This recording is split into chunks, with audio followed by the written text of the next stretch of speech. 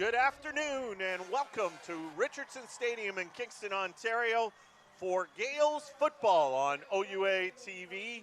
Today, the homecoming game for the Queen's Gaels and their regular season finale as they host the Ottawa GGs. I'm Bill Miklas. In a moment, Don Lewis. And a quick look at the standings shows how critical this game is. It's basically the first of two legs between these two teams. Queens and Ottawa sit in 4th and 5th.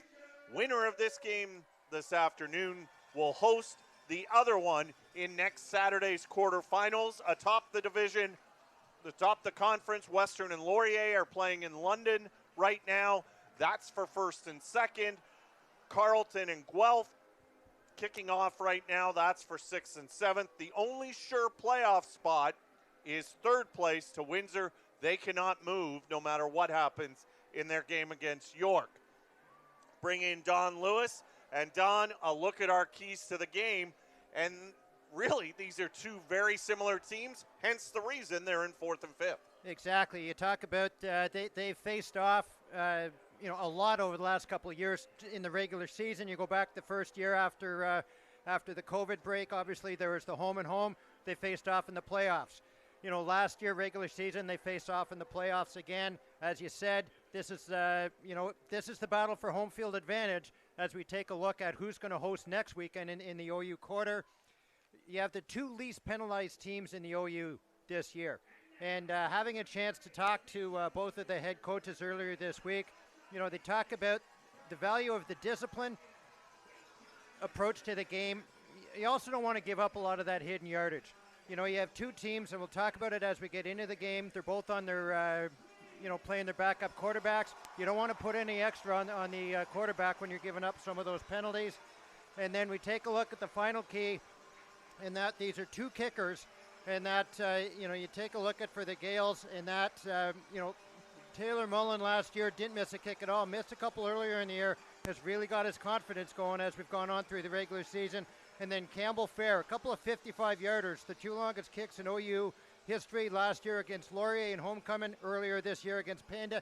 He's a weapon that can really impact how Ottawa approaches it if they're tight late in the game, knowing that they've got a strong leg off of Campbell Fair. And we get back to the fact that this is basically a dress rehearsal to set up where these two teams will play next week in the do-or-die quarterfinals. And because of that, we could expect both these teams to be, as they say, coach speak, rather vanilla. Ottawa's already shown that their best running back is not in the lineup today. Amilcar Polk, unfortunately for Ottawa, and that really taking over this year at the running back position, unfortunately injured last week on his 4th carry of the game.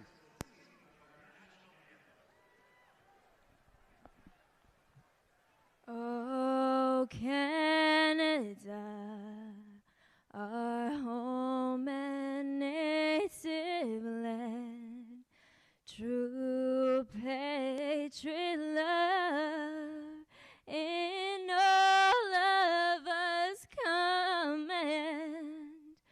With glowing hearts we see thee rise, the true north strong and free.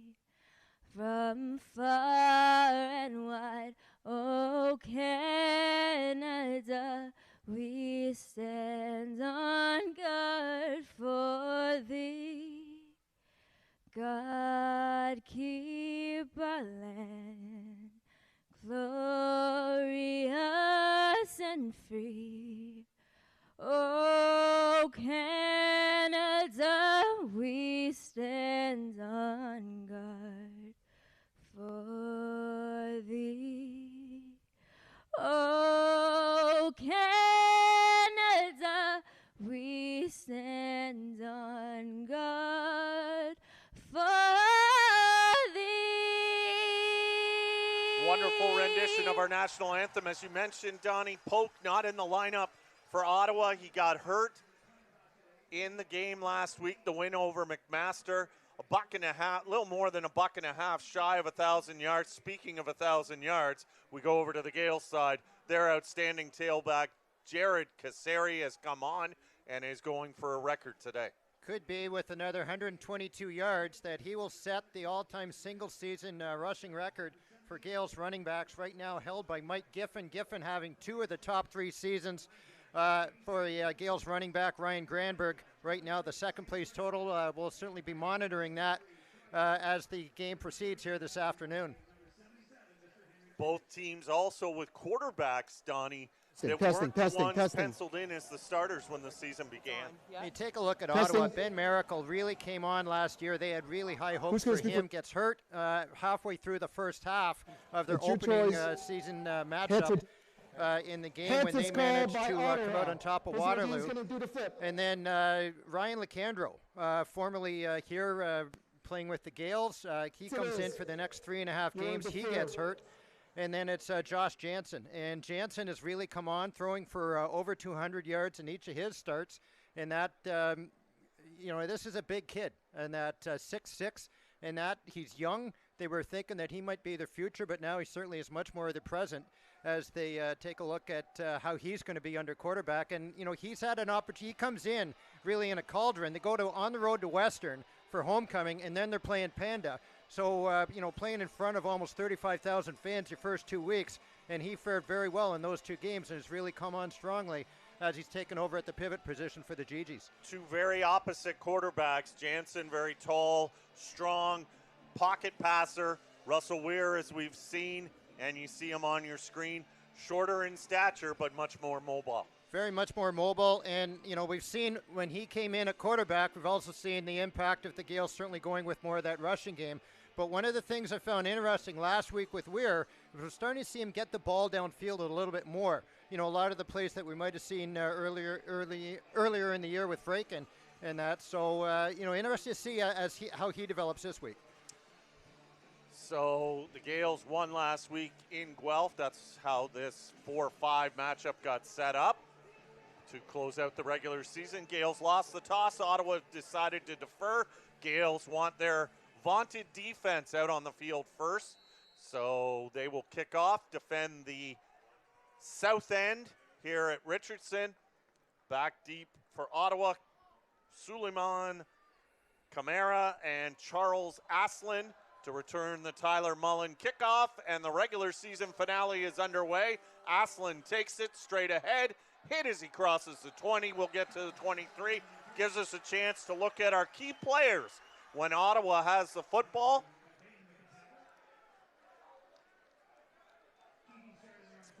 Or when Ottawa has the football, and of course we just talked about Jansen and Silas Hubert. Good to have him back in the Gaels lineup, Donnie. Third game. We saw a little bit of rust when he came back in his first game at home a couple weeks ago against Carleton. Had a big game last week against Guelph, and the impact that you have now with he and Wishart rushing off the ends is really keying this defense.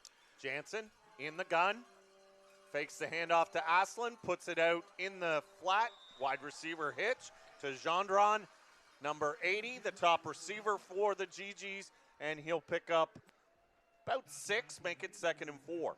Nice gain on first down there, and having a chance to talk to head coach Marcel Belfay of the GGs. He really talked about the impact that Gendron has had. They've had injuries at quarterback. They also lost 2 of their top receivers back in training camp, and Gendron has really led that receiving unit this year for the GGs. 2 teams that really their strength lies in their defenses. On 2nd and 4, into the flat to Aslan, who's got it down the sideline and will be pushed out just shy of midfield. Big play there for the GGs. They'll spot it at the Ottawa 53. That Ottawa offense for you. We talked about Jansen as the quarterback. Aslan starting in place of Polk. Fournier is the fullback. Gendron, who's caught a pass already. Raymond are the slots. The receivers, Coulio and Melenfant, are the wide receivers. We'll get to the offensive line after this first down play. Jansen back to pass, quick release. Gendron breaks 1 tackle, breaks the 2nd, gets to the outside and into Gaels territory inside the 45. They'll spot him right at the 45. That offensive line, Kevin Beauchamp is one of the tackles with Tristan Fortin. Cloutier and Ferguson are the guards, and Sam St. Jean is the center for an offense that's 7th in the conference in rushing, 7th in passing, 8th in points scored. Another first down for Ottawa, an impressive opening drive by the visitors. Jansen keeps, and pass partially deflected. Newell and Hubert both getting in there. That Gaels defense up front. We saw Hubert and Newell, Wishart, and Johnson up front with them. The linebackers, Justin Pace in the middle, Josh McBain and Olivier Muembi. The cornerbacks, Seaway and Matthews Reed. Miller Melanson, Vanek are the DBs, and the safety, Eric Colonna. 2nd and 10, Ottawa try to get the Gaels to jump. They got back, pressure coming, and down to the defensive player of the week, not only in the conference, but the country, Silas Hubert with the game's first sack. Silas Hubert, just simply a speed rush going around the left tackle. Kevin Beauchamp tried to block him on that play, and, Hubert, as we said, had that injury to start the season. He is really revving up to get that defense keyed there to stop this drive. Interesting to see that they started to go to Asselin more as a receiver earlier in the drive. Zachary Copeland punts it away. A good one with the wind at his back. Sends O'Neill into the end zone, but he got out. So that'll bring the ball out to the 20, where the Gaels offense will start, and we'll look at the key players to watch when the Gaels have the ball. We talked about Kasari, Donnie, but Max Charbonneau is an outstanding defensive player. Well, the injuries that they've had in the secondary this year have the GGs. They haven't had it at the linebacker position. And Max Charbonneau, the second leading tackler, not just in the conference, but in the nation this year, has really helped to key that GG defense. This is a defense that lost James Peter to the CFL Ottawa Red Blacks to graduation, but haven't lost a beat in that linebacking crew. Gaels' first offensive play, and it is Kasari with the handoff up the middle, and he'll pick up 5.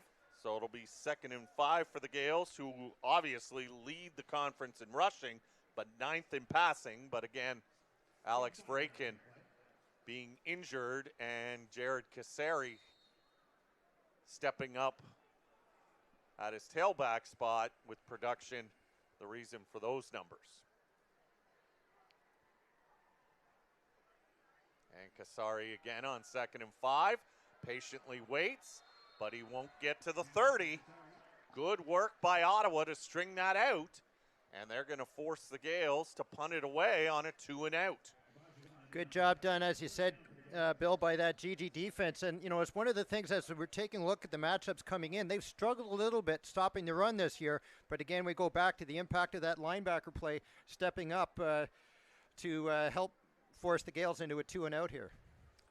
That Ottawa defense, 9th in the country, or in the conference, in rushing. As Donnie mentioned, not a strength of theirs so far this season, but they look good there.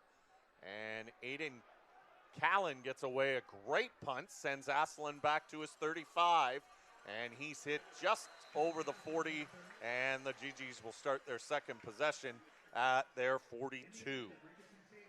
Nice high spiraling punt, as you said there, by Callan, and the fact that he got so much hang time or so much air underneath it, and that allowing the coverage team to get down quickly to limit Asselin to a short return. Now, Asselin has been the leading returner all year, now being forced to go in and also be their starting running back as well, doing double duty now for the GGs.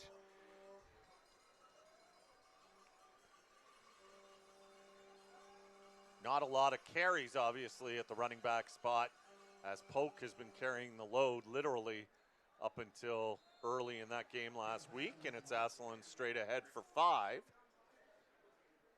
And of course, Polk, his first year as the full-time starter, J.P. Simikinda, the leading carrier for the GGs last year, it's almost sort of a two-headed rushing attack. But this year, as you said, Polk really, he had just under 850 yards.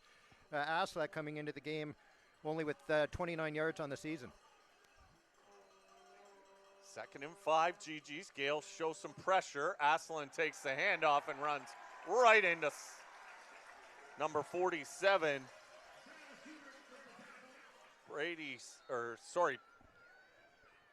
Spafford with the tackle. As we watch it again here, right through, it was Wishart, actually. No, it was Hubert. I'll get it right eventually. Right, Hubert twice now winning that battle with the left tackle.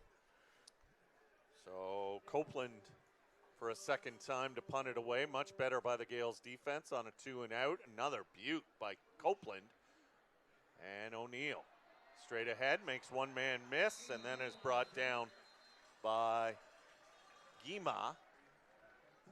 And a hold against the Gaels right at the line of scrimmage, but after the punt. So the Gaels will maintain possession, but they'll now start from their 12. Gives us a chance to set up that Gaels offense. Russell Weir at quarterback, Kasari and Henning in the backfield with them.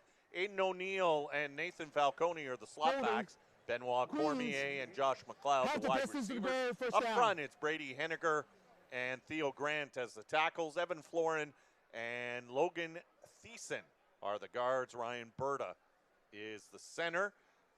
It's an offense, as I said, that leads the conference in rushing. And for the GG's defense, their front four, Polier and Anderson on the ends. Hildebrandt and Faid are the tackles. That great linebacking core, Charbonneau, we saw last series, Kruji and Juan are the linebackers. We'll get to the secondary after this play, and it's Kasari with a third Gaels run. He's got the outside, and there goes Jared Kasari up to the 30. It'll be a gain of 18 and move Jared into third place and drop Mike Giffen 2008 season down to fourth. 9-14, still early first quarter. Winner of this will host the loser in next week's quarterfinals. And we're scoreless so far. Fake to Kasari, into the flat to O'Neill, and O'Neill's up close to the 40. They'll mark him out of bounds at 36. It's another gain of 7. And you see there the impact of Jared Kasari, even when he doesn't have the ball. A beautiful fake that time by Weir right into the belly, and then O'Neill's wide open here in the flat for a nice gain on first down. That Ottawa secondary, Victome and Ahmed are the cornerbacks. Inside the halfbacks, Cumberbatch. The Cumberbatches, Patrick and Eric, and the safety is Brashear, Jackson Brashear.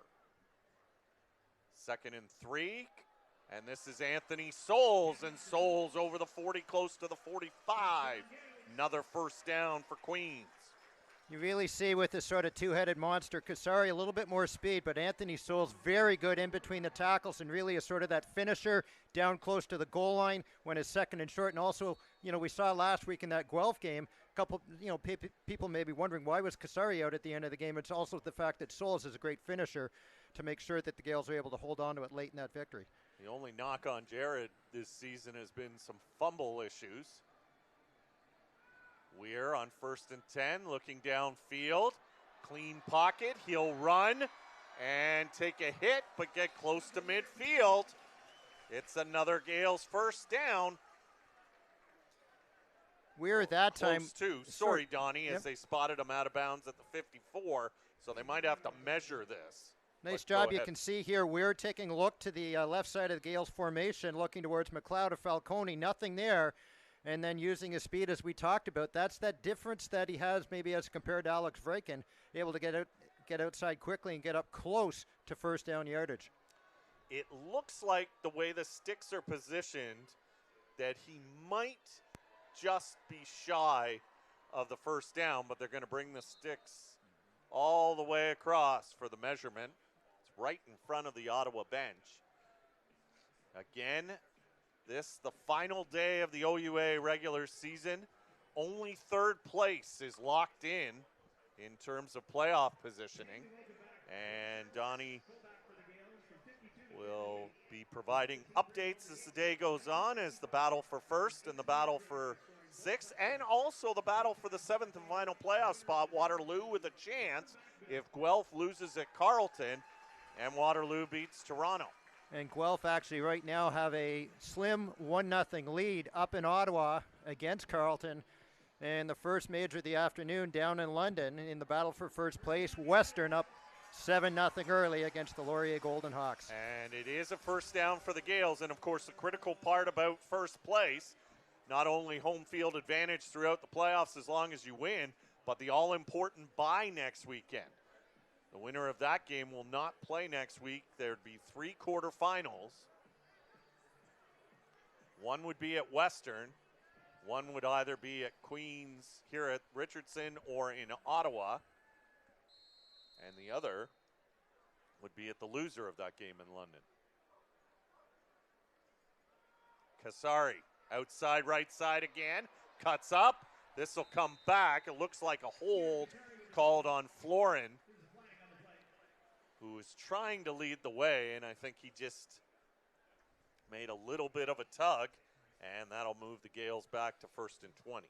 Oftentimes, this has been sort of that bread and butter of the Gaels offense, especially when they're trying to stretch it. They're going to, if we get a chance to see this here on the replay, initially steps up to the middle, but then they're bringing the left side of the offensive line and then the H-back coming around to the backside, helping to lead Kasari to get outside. Unfortunately, as you said, the hold, 1st and 20 upcoming. And that's the problem for offensive lineman, Donnie, is that when the running back does make that cut, sometimes you get caught on the wrong side of the man you're blocking. And so the Gaels moved back to their 45, 1st and 20. Fake to Kasari, hitch pass, and up comes Cormier. And a good gain as he gets most of the penalty back. In fact, makes it 2nd and 5. Nice job here as we see it on the replay. A little bit of a high snap, but we're able to bring it down. And then Cormier playing in that slot position where we've often seen Nico Cuomo throughout the season. Cuomo out for the last couple of weeks here. 2nd and make it 6 for the Gaels. Kasari, the handoff up the middle, puts his head down and should have enough. He gets and marked at the Ottawa 45. And the Gaels move the sticks again. And Kasari gets ever closer as he's now moved into 2nd past Ryan Granberg's 2011 season of 1,068 yards. You know, but the impact of getting that really nice gain on 1st and long there, you know, the Gaels still able to go with their bread and butter rushing attack on 2nd and manageable. They'll overload the left side with receivers. Come back right side with Kasari, tries to cut back. He'll get to the Ottawa 42. Gain of 3, 2nd and long. Nice job that time by the defensive end, Kevin Anderson, who had a big game last week in the win against Mac. That was the kind of play as we see Kasari's going to try and step it outside. You can see Anderson getting up into the Gaels' backfield, not allowing the Gaels to really get things in motion, bringing the lineman from the backside. McLeod wide to the left. Cormier will go to the right. 2nd and 7. Anthony Souls in the backfield. Weir looking deep. Has Falcone. Got him! Dropped it into the basket. And this is something, talking to Gaels head coach Steve Snyder this week. We saw it last week a little bit with Russell Weir starting to get the ball downfield. You know, the Gaels have started to see a lot of defenses step up and really try and keep things tight, stopping that running attack. Nice throw here by Weir, getting the ball up, getting some air underneath it, allowing Falcone to come down and make it 1st and goal. Great throw and catch. Gaels move it to 1st and goal from the Ottawa 10.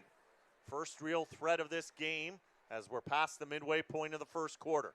Kasari up the middle, carves his way inside the 5 to the 3, and it will be 2nd and goal. 43 yards in the game so far for the conference's leading rusher. And now we see the finisher coming in, Anthony Souls coming in.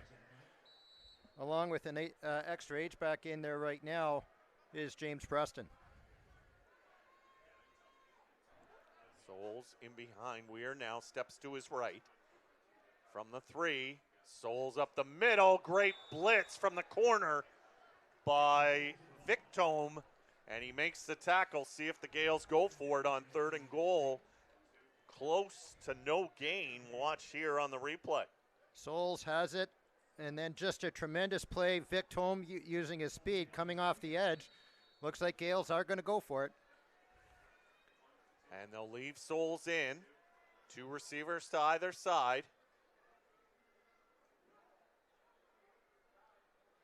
Souls again up the middle and will not get in, I don't think.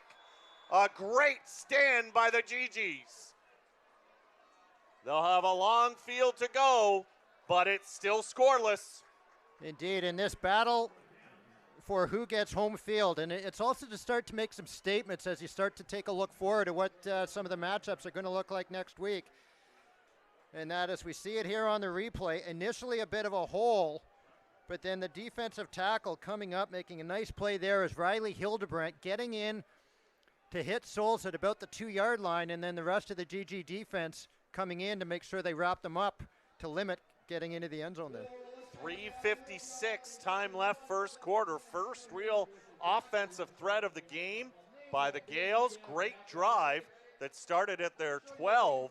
But the GGs make the stop on 3rd and goal at the 1 and will take over and gives us a chance to update the out-of-town scores.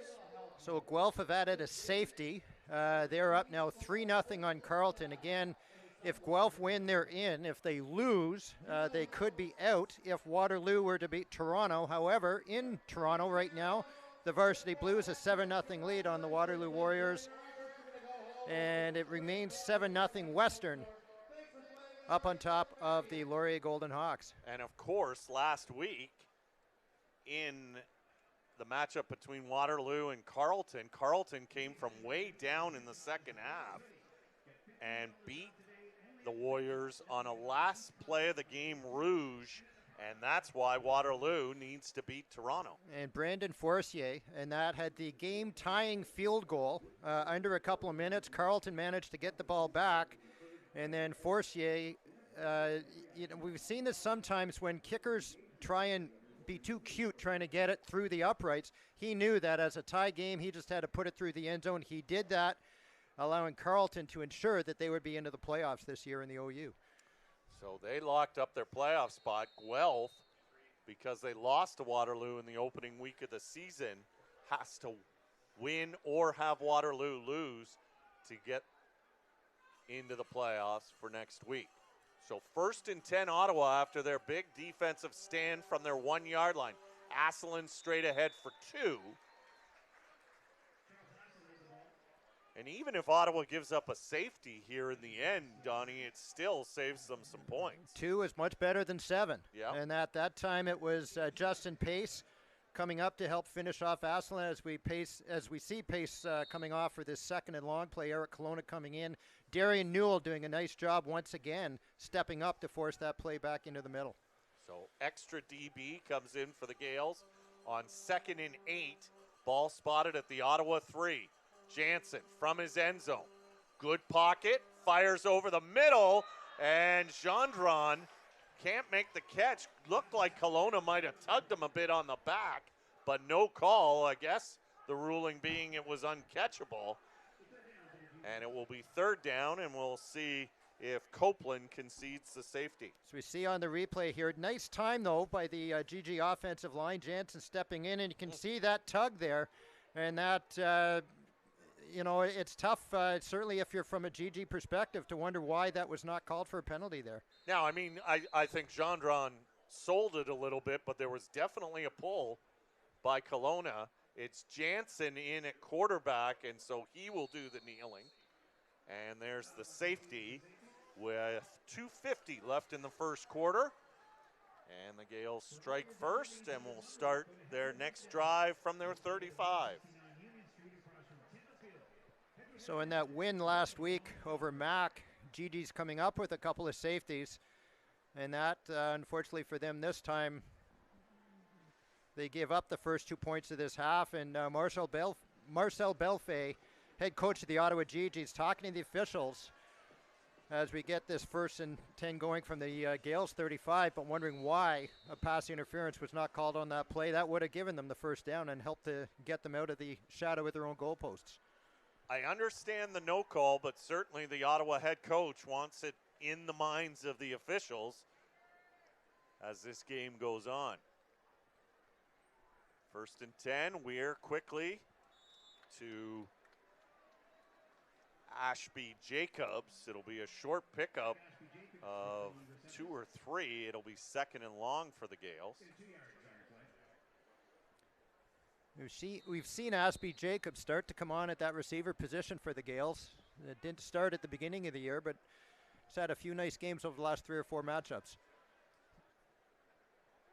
Kasari in the backfield with Weir.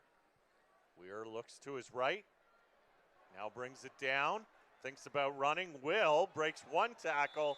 Can't break a 2nd.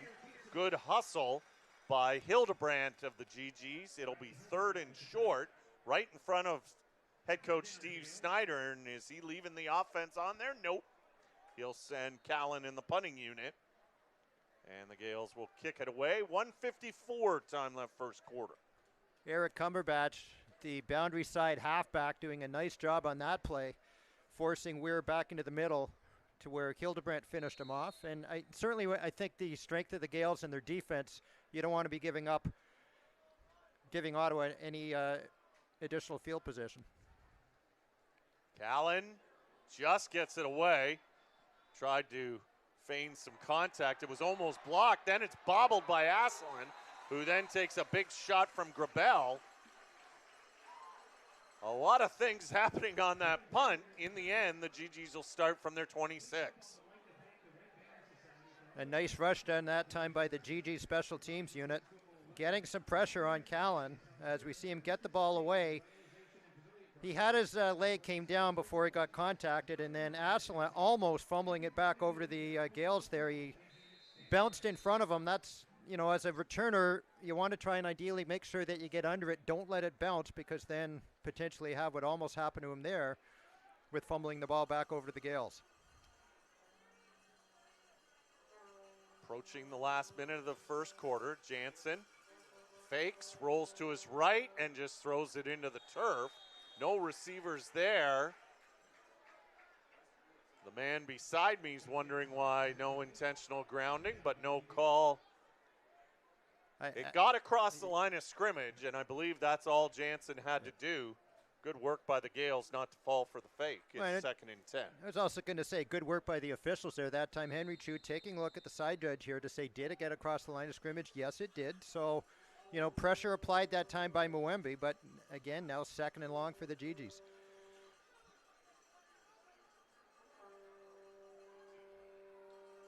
Jansen looking to his left. Clean pocket, dumps it off to Aslan. Aslan straight ahead, and he'll get over the 40, close to the 45, spot him at the 44, and move the sticks for the GGs with under a minute left in the quarter. One of the things we were wondering, do either of the teams start to show some different aspects of their offense? And that in the GGs, what I'm seeing here in the 1st quarter, starting to get the ball to their backs a lot more as receivers, whereas, really coming into this game, only 5 catches by a running back on passing routes. Already 2 here in the 1st quarter for Aslan. Sun's poking out a little bit. Was not forecasted to be this nice a day, but it's been so far, as Aslan straight ahead to the 44 of Ottawa. And it will be a pickup of 5, 2nd and 5. And this should be the last play of the quarter coming up, barring a penalty. Nice job by Aslan there, and then we also see the job being done by Jonathan Fournier, the fullback, helping to block for him downfield.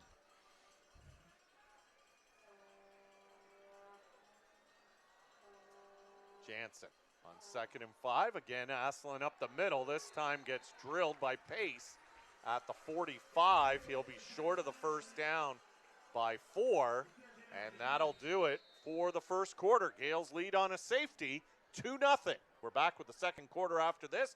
You're watching Gaels football on OUA TV. When you come to play at Queens, you have committed to a standard. And when you commit to that standard, you get an opportunity to be a part of a brotherhood that has the power to last forever. This is about you and your brotherhood. That's it. The men in the blue helmets, their brotherhood. That's the day. End of story. Forever. Here come we.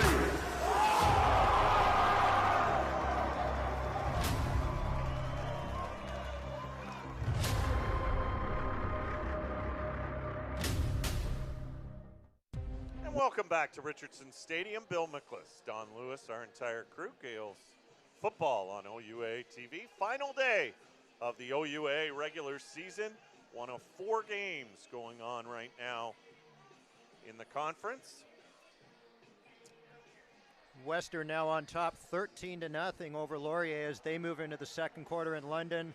Carleton now a 7-3 lead over the Guelph Griffins. And then in the final matchup as they go to the second quarter in Toronto, Toronto is still up top 7-0 on Waterloo. And of course, one other going on, but doesn't affect the standings, York and Windsor playing in Windsor. The Lancers have already locked up 3rd place, and the Lions are ending another tough season for the Toronto school. So GG's to punt it away on 3rd and 4 as we get set to start the second quarter. Copeland. O'Neill trying to get to the outside, makes a cut up, another cut back, and will be brought down by Victome, but it's a pretty positive return over the 30 to the 32. Well, that time, I think for the GGs, they thought they had it. You often see this kind of umbrella. You have, you want to make sure that you don't let them get outside of that. And then nice move done that time by O'Neill, able to step around Rondo and get upfield. And as we see, Bill, a little bit of a change here to get this drive going at the quarterback position for the Gaels. Anthony Leo checks in. Same sort of build as Russell Weir. Kasari stays in the backfield. Leo hands off to Kasari. Kasari will get maybe a yard. Good job there by the Ottawa defense. And the man who had the move made on him on that return by O'Neill, this time it's Rondo stepping in to limit Kasari to no gain on 1st down. So second, actually no gain on the play for Kasari. So 2nd and 10 Gaels. Leo probably going to attempt his first pass out of the gun. Fires quickly. Falcone's got it. Tries to get to the outside, but he won't get there. And as a result, will be short of the 1st down by 2 or 3 yards. And the Gaels will punt it away. And we've seen that a bit with Nathan this year. Donnie, not going straight up. I wonder if he could have got it going straight up. He catches it at about the 41. If he'd been able to sort of spin, now he would have been going against where his momentum was taking him, but spin it back into the middle of the field. And that probably would have been able to pick up the 1st down. Nice ball thrown that time by Leo. So the ball will be snapped from the Gaels 39. Low snap. Callan brings it up, but shanks the punt. Did it get partially blocked? Doesn't matter. Either way, it's going to be great field position for the GGs from their 52. And Mark Rondo, the special teams player there on that play, we've called his name a few times here in the last few plays, running over to Henry Chu to say, yes, I did catch that and tipped it. It was a little bit, as you said, a bit of a low snap. James Gillingham, as the Gaels long snapper, out last week in the win at Guelph, but he's back in the lineup this week for Queens. Just underway in the second quarter. Bill Miklas, Don Lewis. Gaels regular season home finale on OUA TV against the Ottawa GGs. Winner of this game will host the other one in next week's quarterfinals. Jansen back to pass off the play action fake, looking deep, and John Drawn double covered there. Bodies tripped, but everyone okay. Miller Melanson was one of the ones back there. Gaels didn't bite at all. Lots of time to pass, standing in the pocket, but as you said, throwing into coverage, and then you see the feet coming together between Gendron and Miller Melanson. Nice coverage that time by the Gaels downfield. What I like about Jansen so far is when there's nothing there, he's not trying to force it in. Gave it a shot, but if Gendron wasn't going to get it, it was going incomplete. No one was getting it. 2nd and 10, GG's from their 52. Out of the gun, Jansen buying some time, and now he'll run, and Jansen will get close to a first down. He's got the first down, in fact, in Gaels territory out of bounds at their 46. The 6'6" quarterback for the GGs, maybe not as fleet of foot, but Gaels in a bit of a man-looking coverage that time, having lots of space on the near side of the formation for Jansen able to scramble downfield. And since Jansen got sacked early in the game, really good work by the offensive line of the Ottawa GGs protecting their quarterback. 1st and 10. Handoff, straight ahead. Good hard run to the Gaels 40, and that's Fournier, the fullback. A gain of 6, make it 2nd and 4. And again with the loss of Polk, that's Fournier's first carry of the season for the GGs. Brings up very manageable 2nd and 4. And already probably in the field goal range of Campbell Fair. 2nd and 4. Jansen. Time over the middle, complete to Gendron. And he's down at the Gaels 25. Got away from Vanek, who made the tackle, but it's a first down. A nice play that time and a great job done by the GG's offensive line. The Gaels bringing linebackers Liam Sutherland and Justin Pace on the blitz that time and giving Jansen time to get the ball downfield for a nice first down for the GGs. It's a GG offense that averages 211, almost 212 yards so far this season in OUA play.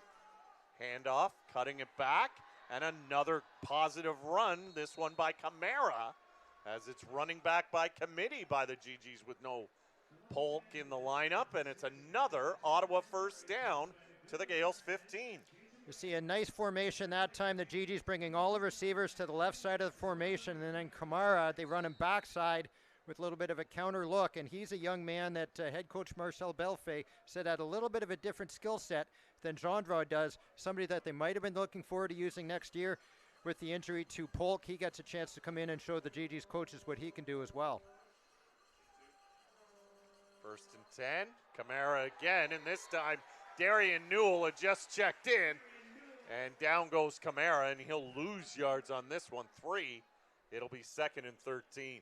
Little bit of a delay draw there, and then as you said, we've seen Newell a couple times this afternoon getting across the formation, getting across the line of scrimmage, and almost getting a tackle in the backfield, that time using his speed. And, you know, the nice thing with Darian Newell, he's been forced to play, you know, a lot this year at the end with the injury to Kubert, now able to get back to his natural D tackle position, and has really been thriving the last couple of games. Coolio and Avery check in, extra receivers for Ottawa on 2nd and long, looking for Avery in the end zone, and this will be picked off. Interception by the Gaels, an easy one for Dawson Matthews-Reed, and there's one where Jansen, after I give him all those compliments, threw it and really shouldn't have. He really shouldn't have. Dawson Matthews-Reed forced due to injuries to East earlier this year into that starting cornerback position. Almost looked like the pass was intended that time for Matthews-Reed. He gets his 2nd interception of the season and turns over the GGs when they were certainly in scoring position to try and take the lead here this afternoon. Now, Avery, you wonder if there was miscommunication there, too, between receiver and quarterback, but sure looked like that's one Jansen should have just kept. So the Gaels take over from their 20. Kasari up the middle. Kasari breaks one tackle, gets 6. It'll be 2nd and 4, and he's a little over 70 yards from the record. Leo continuing here at quarterback for the Gaels. And you see the backside block, and that time by Falcone giving Kasari the yardage to get up and make it a nice second and short situation here for the Gaels. So 2nd and 4 Queens. Anthony Leo in at quarterback for Queens, replacing Russell Weir. Just a different look on his second lead series, and Kasari up the middle again, bounces it outside, and watch out, Jared Kasari to the 40.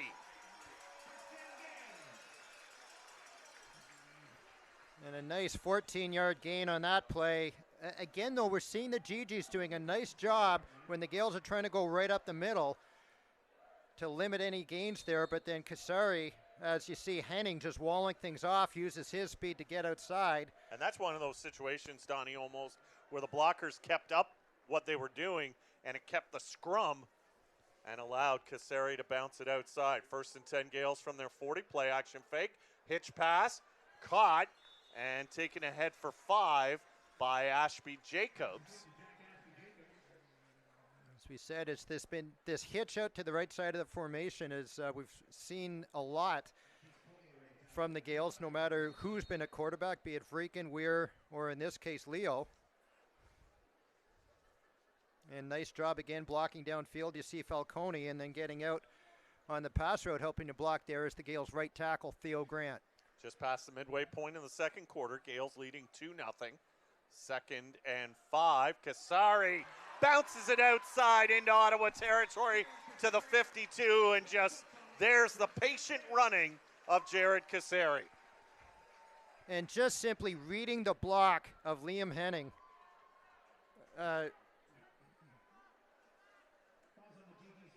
Nicholas Henning. I'm getting Liam Silverson and Nicholas Henning mixed up there, but really just simply reading the block of Henning, able to bounce it outside, now 44 yards away from the record.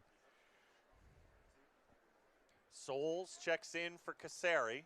1st and 10, Gaels into Ottawa territory. Quick release by Leo, and McLeod came inside a little bit, and it was towards the sideline and will go incomplete. Nice arm strength shown on the out there. McLeod open, but as we see here, the timing maybe not quite right between the Gaels' first-year pivot and their second-year receiver, Josh McLeod. 2nd and 10, Queens. Souls remains in the backfield. Leo steps up, breaks the tackle, getting to the outside, and picked off by Victome. Leo was trying, I think, to throw it away and just didn't see Victome there. And a great play again on defense by the GG number 7. So you see the Gaels number 7 trying to elude the rush, and I think it's just simply trying to get rid of it out of bounds. But if you're going to get it out of bounds, get it out of bounds. Exactly. And unfortunately, as you said, Victome has made a nice play limiting Kasari earlier in the game to a very short game. Nice job on the interception that time for the GGs. Again, the winner of this game will host the loser in next week's 4-5 quarterfinal matchup.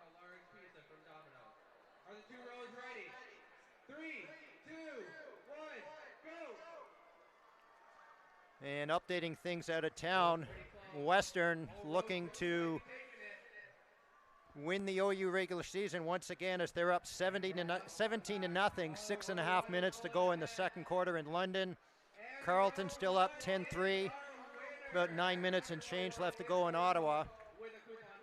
And then in the battle in Toronto, Toronto now extending their advantage 14-3 over Waterloo. Bit of a surprise there in London, Donnie, considering the way Laurier beat Windsor last week. Just manhandled them in Kitchener, and now basically Western doing the same thing to a very good Laurier football team. Well, and I think one of the things we're talking about between these two teams here, are you going to make a statement for next week? I think Western now making a statement to the rest of the OU. Really, other than their victory against Toronto this year, they've been playing in a lot of tight games. They're now really dealing it to the second place, the second best team in the OU. Jansen rolls to his right and incomplete. Not really, you would think, the game of Josh Jansen, the rollout game, but a different look. When we see this time, it's Van Wishart coming up to make the pressure. But again, as you said, a little bit of a wobbly pass, not able to step into it as much as he would have wanted to. But again, they're trying to get the ball to the running backs. Although, actually, sorry, Avery was the intended receiver on that play. 2nd and 10. Ball spotted at the Ottawa 43. Jansen has to bring it down under pressure, and it will be hit by pace out of bounds. Short of the first down. It would have come back anyways for a hold. See if the Gaels take the penalty. Again, we're seeing the job being done here early in this game by the GG offensive line, that they're forcing the Gaels to bring extra pressure, that time coming with 6 men, but a good job done by the other 6 men of the Gaels secondary. And the Gaels will decline the penalty. It looks Holding. like Ottawa 54. so Penalty is it'll be a declined. pickup of Third down. 5. Make it 3rd and 5. And the GGs will punt it away. Again, those scores Donnie gave you, Western leading, that's the battle for 1st and 2nd. Bye goes to the winner, and home field advantage throughout the playoffs as long as they're in it. The loser would host the 7th place team next week in the quarterfinals. That looks to be Guelph right now because they're losing to Carleton, and Waterloo, who could sneak into 7th, is losing by 11 to Toronto.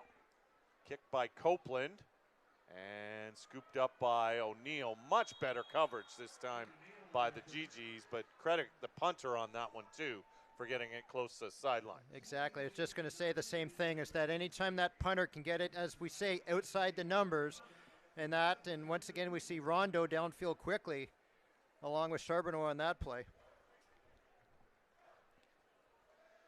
So Russell Weir checks back in at quarterback. So 2 series for Leo, and unfortunately for him, ends with that interception, but I don't think we've seen the last of Anthony this afternoon. Looks like Steve Snyder wants to give both those young quarterbacks some game time today. Give Ottawa different looks. Hand off to Kasari, tries to guide his blockers, but good patience shown by the GG defense, and they make the tackle, and that was Charbonneau, the middle linebacker. So limits him to no gain, and we talked about that matchup of one of the top linebackers in the country and the top running back in the country that time. Charbonneau doing a nice job getting outside of the block of Henning, forcing it back inside, shedding the block, and then making the tackle. Charbonneau's been pretty quiet up until that play. Weir on 2nd and 10. Time.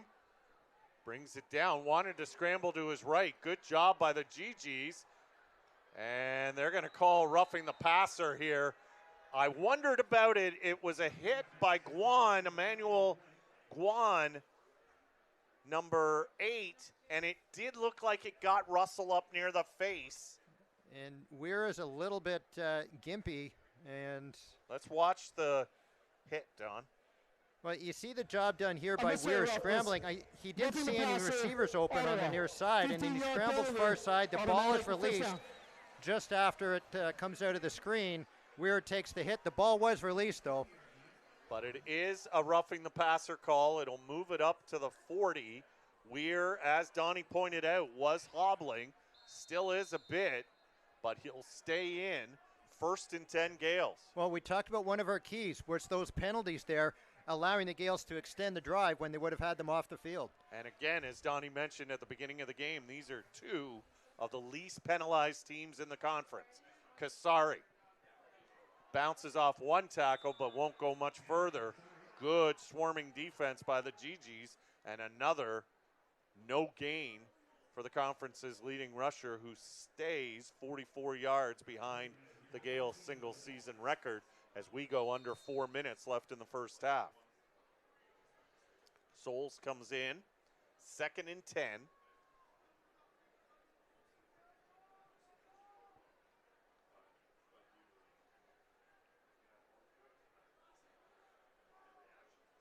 Weir Blitz picked up.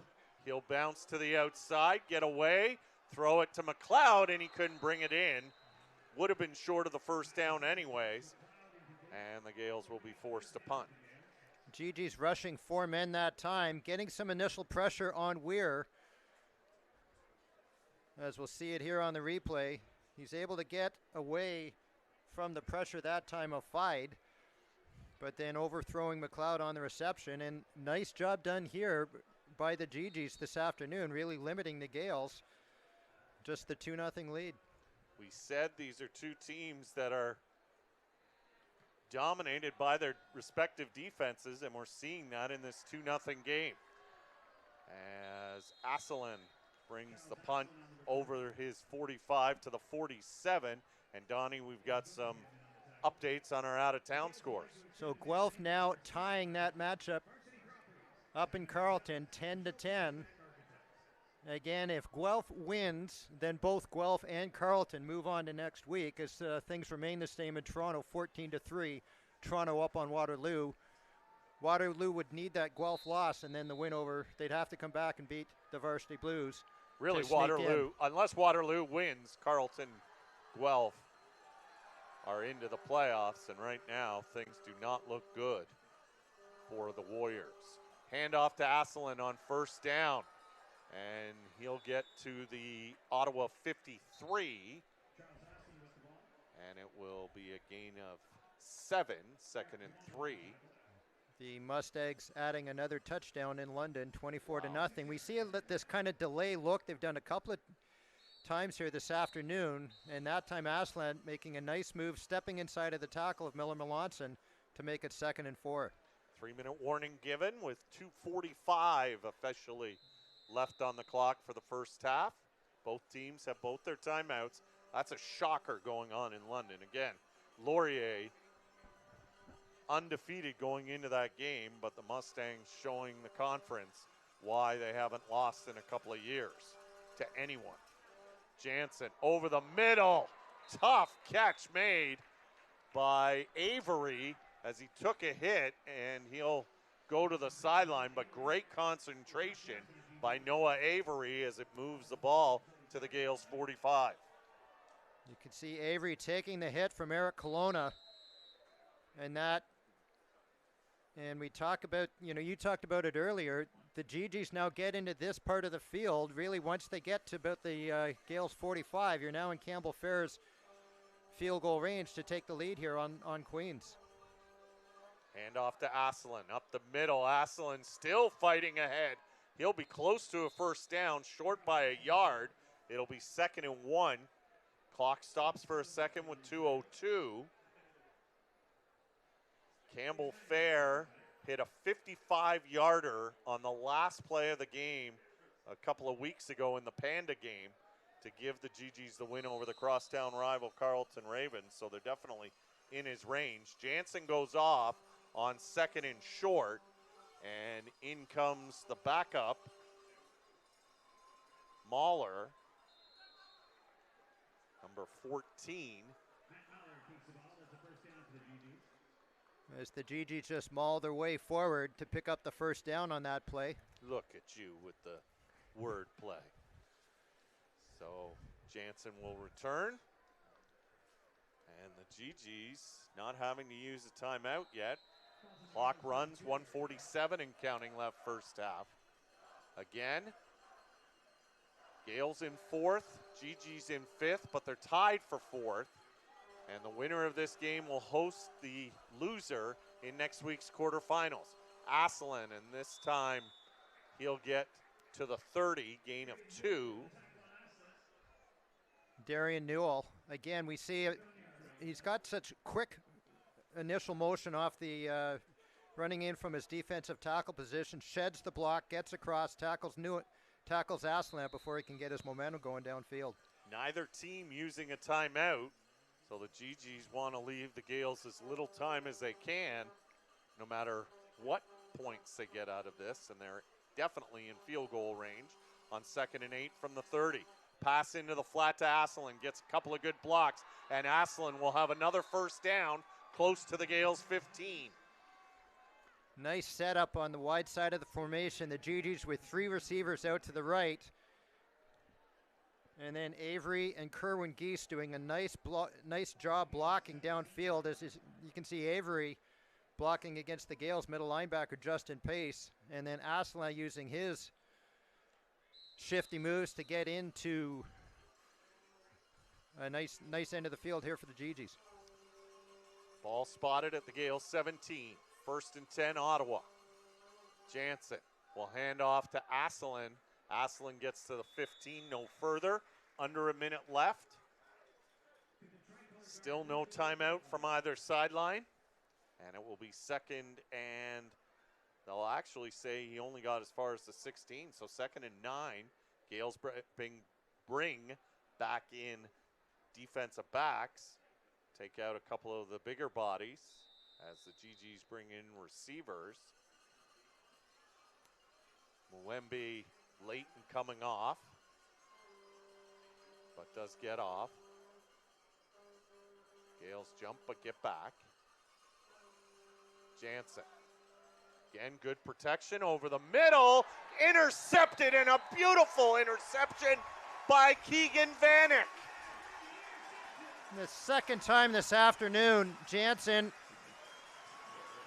you know, the first one really thrown to Matthews Reed. He was wide open, but that time the athletic play of Vanek stepping inside. 2 interceptions here in the end zone. Should this have been higher, Donnie? I think so. Now, a little bit that time, the Gaels again bringing the blitz. Jansen maybe not able to step into it as much as he would have wanted, but you've got this kicker, Campbell Fair, that has a great leg. They haven't been able to use him when they've been in the Gaels' end of the field here with those negating those 2 scoring opportunities with the interceptions. Little bit of defense to the quarterback. Vanek did undercut that pattern. I mean, needed to get it in probably with a little bit more zip so Vanek couldn't get there, but it's a heck of an interception. Souls will take the handoff straight ahead. Or was that Kasseri? We'll wait to see because, of course, that's more. Yeah, it was Kasseri. My apologies. As Jared gets a couple. So now about 42 yards away from the Mike Giffen record. And Ottawa will use their first timeout as they realize the Gaels are trying to go into halftime with the slim 2-0 lead. Their first timeout of the half.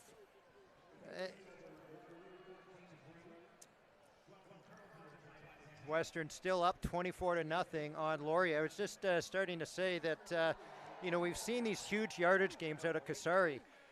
You know, over these last three games, and a very workman-like 80 yards here in the first half. But, you know, especially here in the second quarter, I think the GG defense are really keeping him inside the tackles, not allowing him to use that speed to get outside when he bounces it out.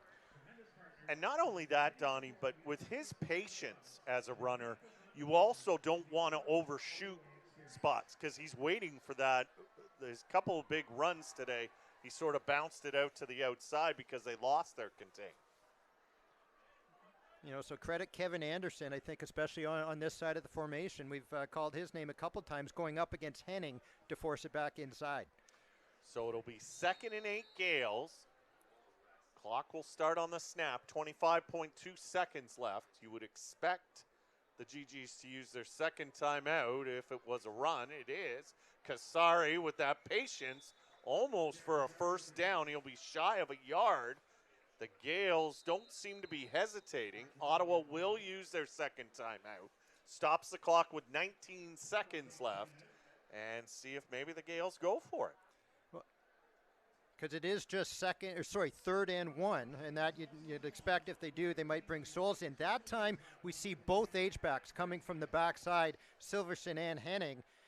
And it may be a little bit of an adjustment here with Tom Flaxman, Gaels' offensive coordinator, taking a look at the fact that Carleton have limited things here in the second quarter. You could see Steve Snyder, the head coach, come out and really get a good look at the sticks because they're right near the Queen's bench. And it looks like he has sent Weir back in. I wonder, though, with both their timeouts left, no, he's going to send the punt team on. He just wanted to give Ottawa something to think about. Now, if you're wondering, you're going to have a change of field position here, but this is where the Campbell Fair impact comes in. If they think that they can limit this to no more than 30 yards downfield, you're almost in, maybe one first down, you've got a chance for a fair field goal. So very important punt here for Aiden Callan of the Gaels. You can see he's trying to angle himself towards the sideline to limit the Asselin return, and he hits a beauty towards the sidelines. It won't get out, and Asselin's got some room. And he'll break one tackle and finally be brought down at the 51 of Ottawa with 6.5 seconds left. So Ottawa will have time for a quick shot over the middle and maybe a field goal, and that's the weapon they have in that place kicker. See, this time it's Miller Melanson getting downfield again. We talked about it when the GG kicker earlier in the game, the GG Copeland, thank you, Bill, got it outside of the numbers. Nice job that time by Callan to do the same thing for the Gaels. So Jansen lines up in the shotgun.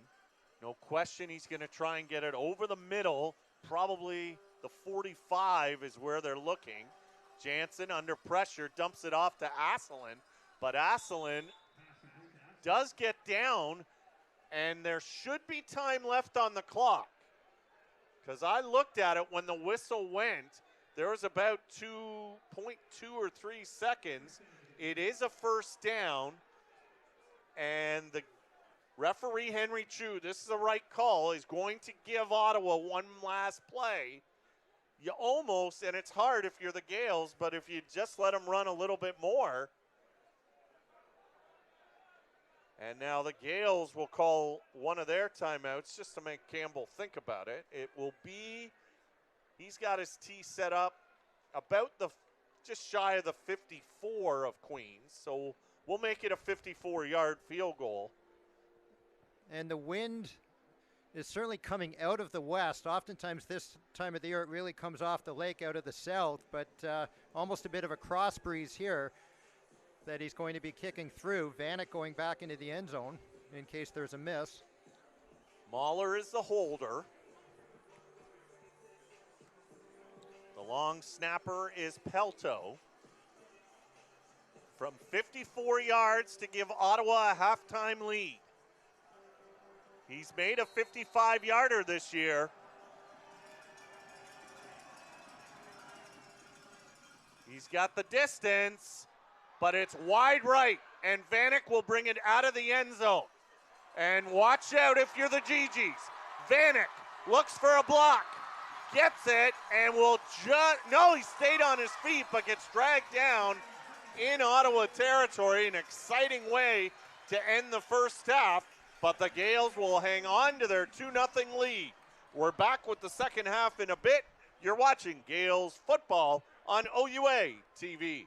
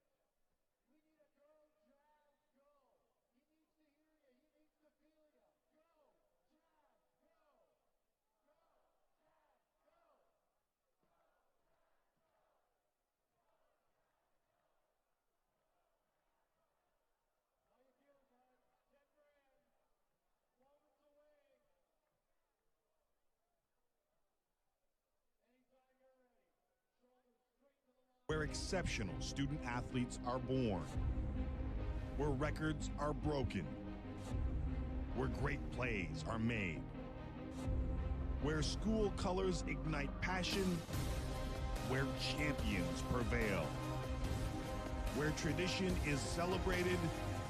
Ontario University Athletics.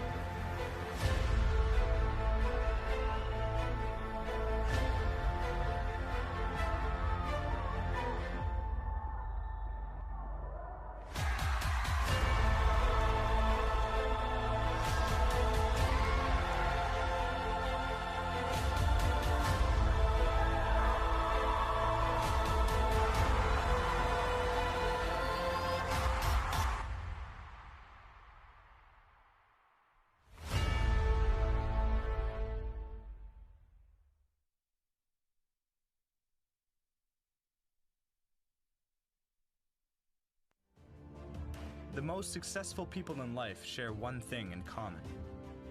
They all put themselves in a position to thrive. Surrounded by people who challenge them to think bigger. And communities that support them at every turn. In the classroom. And way outside of it. If you want to set yourself up for success. If you want to give yourself the tools to achieve any goal. There's no better place to begin than Queens. We challenge. We support. You succeed. You'll be great, no matter where you go. But your greatest story starts right here.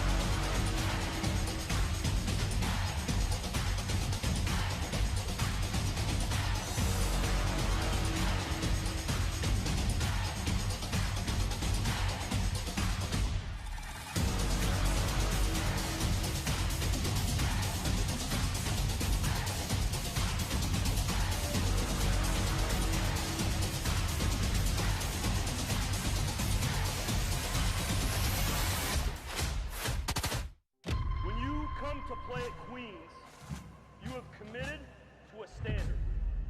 And when you commit to that standard, you get an opportunity to be a part of a brotherhood that has the power to last forever. This is about you and your brotherhood. That's it.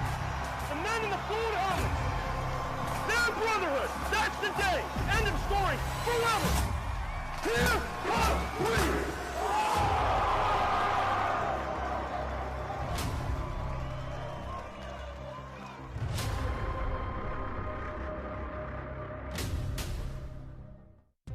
Where exceptional student athletes are born. Where records are broken. Where great plays are made. Where school colors ignite passion. Where champions prevail. Where tradition is celebrated. Ontario University Athletics.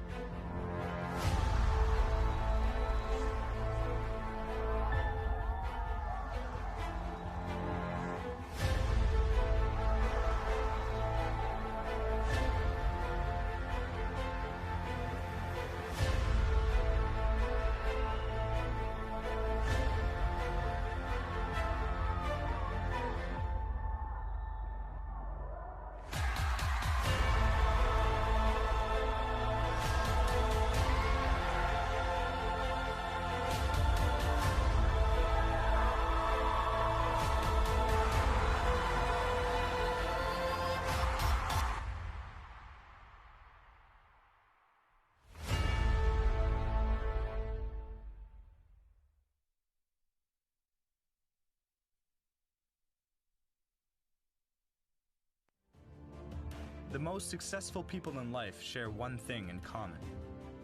They all put themselves in a position to thrive. Surrounded by people who challenge them to think bigger. And communities that support them at every turn. In the classroom. And way outside of it. If you want to set yourself up for success. If you want to give yourself the tools to achieve any goal. There's no better place to begin than Queens. We challenge. We support. You succeed. You'll be great, no matter where you go. But your greatest story starts right here.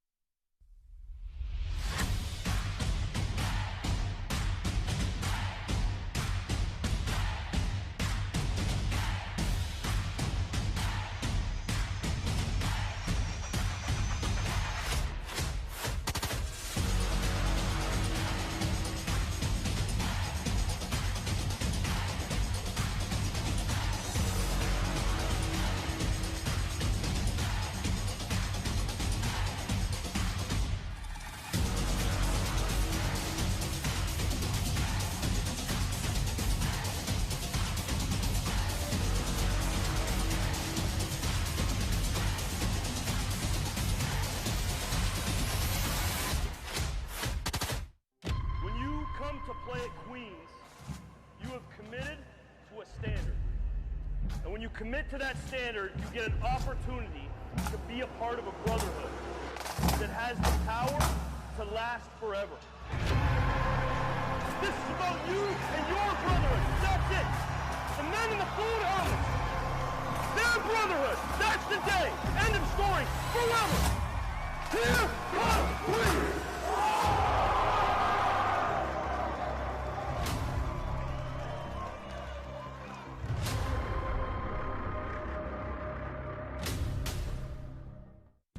Where exceptional student athletes are born, where records are broken, where great plays are made, where school colors ignite passion, where champions prevail, where tradition is celebrated, Ontario University Athletics.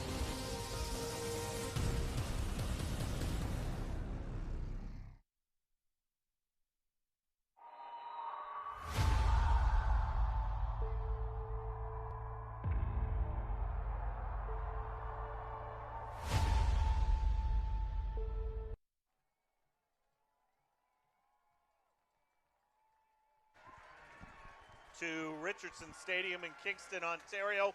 Bill Miklas along with Don Lewis. Halftime between the Gaels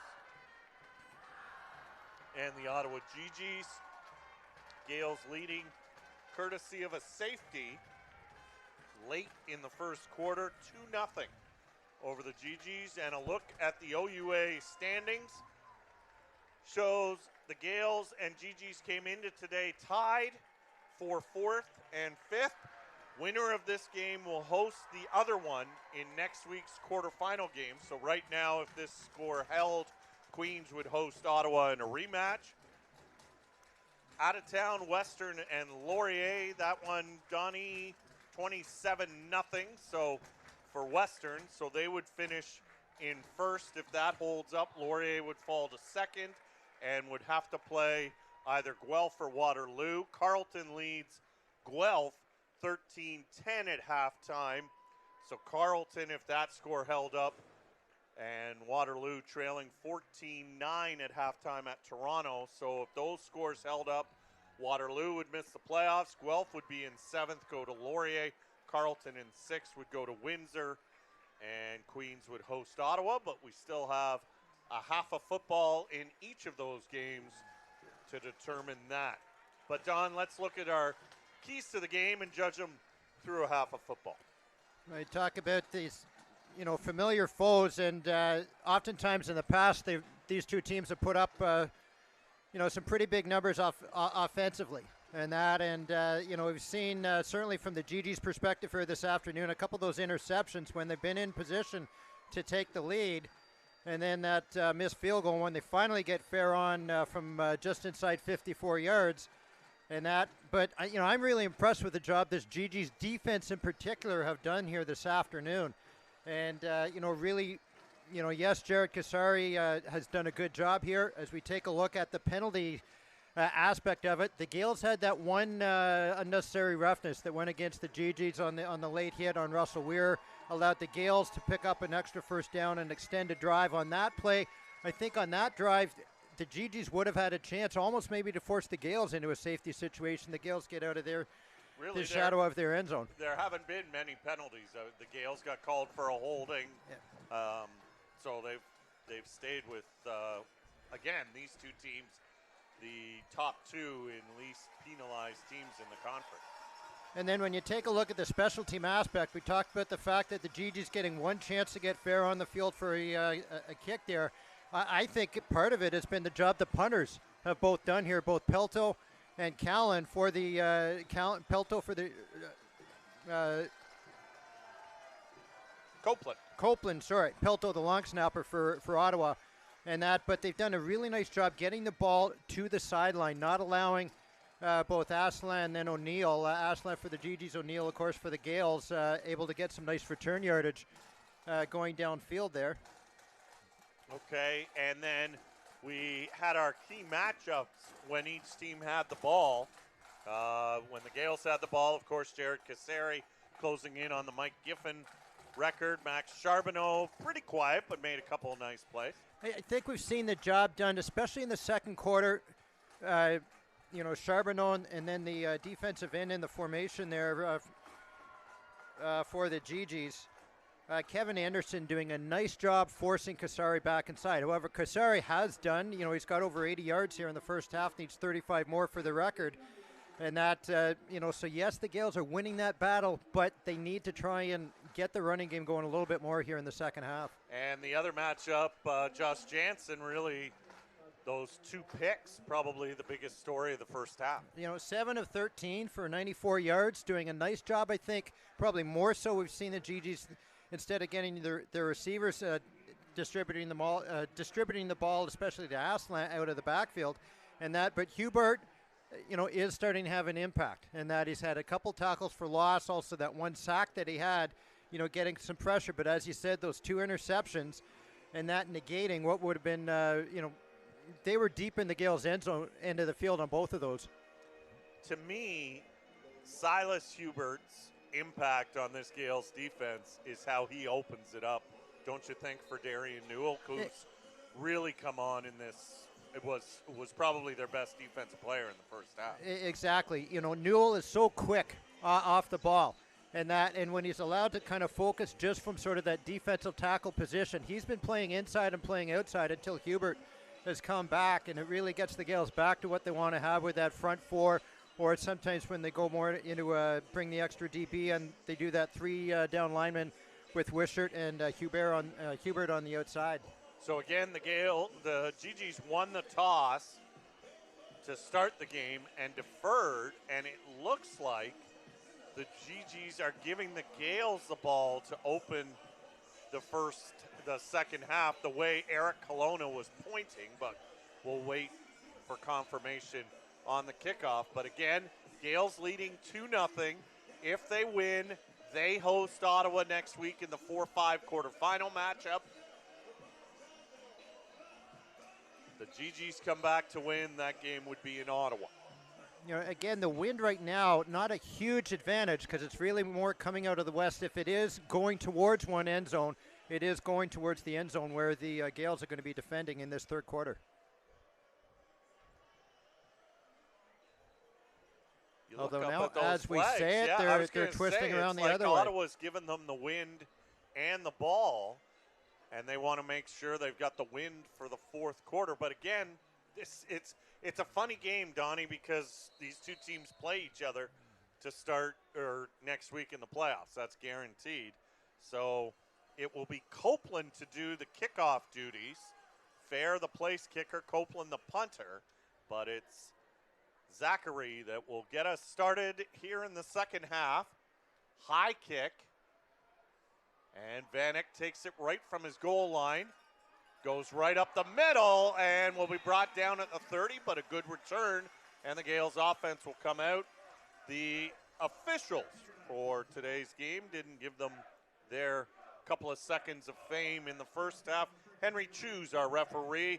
Troy Herbert, the umpire. Sam Brown, the head linesman. Bill Islip is the line judge. Brian Schouten is the side judge. Darren Cochran, the back judge. and the field judge is Jason Riff. Weir and Leo both played in the first half at quarterback. Weir had more of the series and will start to open this second half. Fakes to Kasari, rolls out into the flat to O'Neill, and O'Neill pushed out of bounds just shy of the 40 at the 39, but it's going to be a nice pickup of 9, second and short. Hopefully we can see this on the replay here. It's the play action fake to Kasari up the middle. We're doing a nice job, though, timing when he gets rid of the ball. You can see there he waited for a little bit of a half tick, allowed O'Neill to get the space to get outside in order to pick up a nice gain on first down there. So 2nd and 1, Souls comes in for Kasari, and we'll take the handoff up the middle, and we'll get the first down over the 40 to the 41, and Kasari returns. Riley Hildebrandt, again, doing a nice job at the defensive tackle position for the GGs. You know, we've seen it a lot when the Gaels have been trying to get Kasari going up the middle of that offensive formation, have been able to limit it there, but the Gaels do pick up the first down to extend the drive. Kasari 35 yards away from the Mike Giffen record. Deep pass, got it! Henning! Inside Ottawa territory to the 25. They leaked out the halfback. We see here, this is just the next step off of the play that they ran to start the second half. You look in the flat to O'Neill, and then you've got Henning wide open downfield for the first down. And he pumped to O'Neill. Just a subtle little pump fake, held everybody, and then a perfect pass to Henning. And the Gaels are in business. They're spotted at the Ottawa 26. Fake to Kasari again. Long throw over to McLeod. Hit immediately. Will struggle to the 20. Ahmed on the coverage. Pickup of, make it 5 as they'll spot him at the 21. We've seen really the evolution of Nicholas Henning as a Gaels player. Last year, didn't catch any balls, really just as a just blocking out of that H-back position. That was not an easy catch on that play just before there, coming a little bit over the top of his head. Kasari still in the backfield. Will take the handoff, trying to get to the outside. And good work from behind by Pollier to slow him down. And then the rest of the troops came in and made it no gain for Jared, and will force Tyler Mullen to his first field goal attempt of the day. So Mullen on the season has made 10 of 14 kicks. This is certainly well within his range. His longest kick on the season, 41 yards. This will be from 29, sorry. Callan, the punter, holding. Good snap, the pin down, and Mullen splits the uprights. So the Gaels, early third quarter, are extending their lead to 5-0. And the first offensive points, obviously, of this afternoon's matchup for either team. And that, a nice drive, though, keyed by that. You know, we saw that play action fake get O'Neill out in the flat, and then the next play, as I said, play action fake to O'Neill, and then he goes deep to Henning, the big play to set up that field goal. But it does look like the GGs are looking to stop the run first and force Russell Weir to beat them, and you would expect that that's what the Gaels are going to see in the postseason. How far they go will depend, obviously, on how well they do on both of those facets. Asselin takes the pass in the flat, hit immediately by McBain. Check that. Matthews-Reed, gain of 2. It'll be 2nd and 8. Just quickly out of town, Taylor Elgersma with his first touchdown this afternoon. Touchdown passing for the Laurier Golden Hawks shortens that lead to 27-7. Still down big on Western, down in London. It would have been an even bigger shock if Western had shut out Laurier. So And that's blocked by Hubert, but I think we had some movement. I actually think the center seemed to be maybe a little bit of a delay on the snap that time, as it seemed as though the rest of the GG's offensive formation was already in motion. So it'll be a 5-yard penalty. Play doesn't happen. St. Jean, number 65. But instead, it will go into the official scorecard as everyone but the center, as our referee Henry Chu announced to the crowd. So make it 2nd and 13, Ottawa. Jansen back to pass, sets up the screen but couldn't connect with Avery, more a wide receiver screen. And it will be 3rd down and long, and Copeland will punt it away again. We see here on the replay, normally you want to at least chip somebody like Silas Hubert, not allowing him to get in, and really the pressure came so quickly that time, eliminated any opportunity for Jansen to complete it to Asselin. Yeah, on a screen you want to let them in. I just don't think you want to just open the door wide open so that they can get that quickly, as Donnie mentioned, in. Copeland, under pressure, hits a beaut and out of bounds. Best player on the field so far in this game is Zachary Copeland, their punter for the GGs. Copeland 7 punts this afternoon, averaging 53 yards on those 7 punts. So, and the Gaels might have been hoping to get field position maybe up close to midfield, all the way back to their 25 here.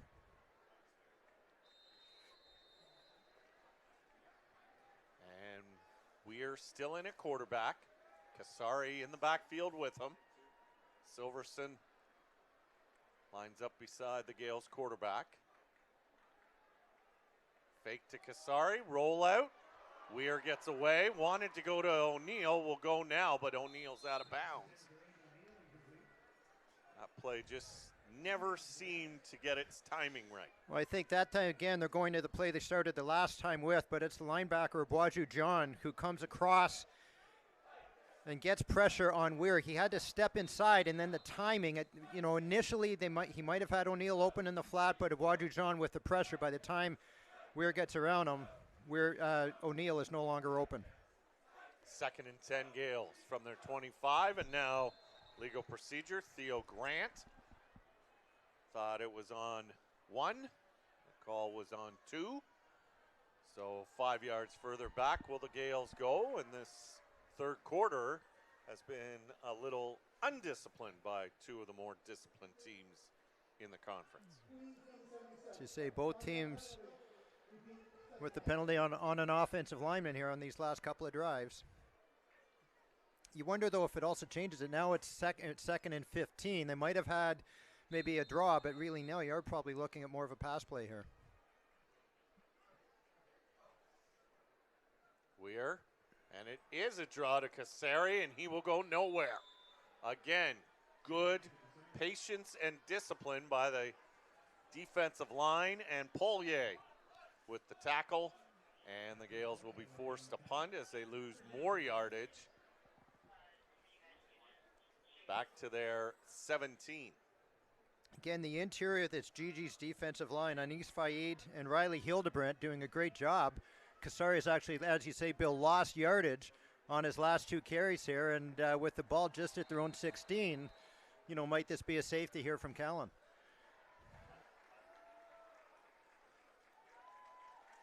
And it will be, and Callan quickly kneels down, so the GGs are on the board, and right now separated by the field goal from earlier in this quarter.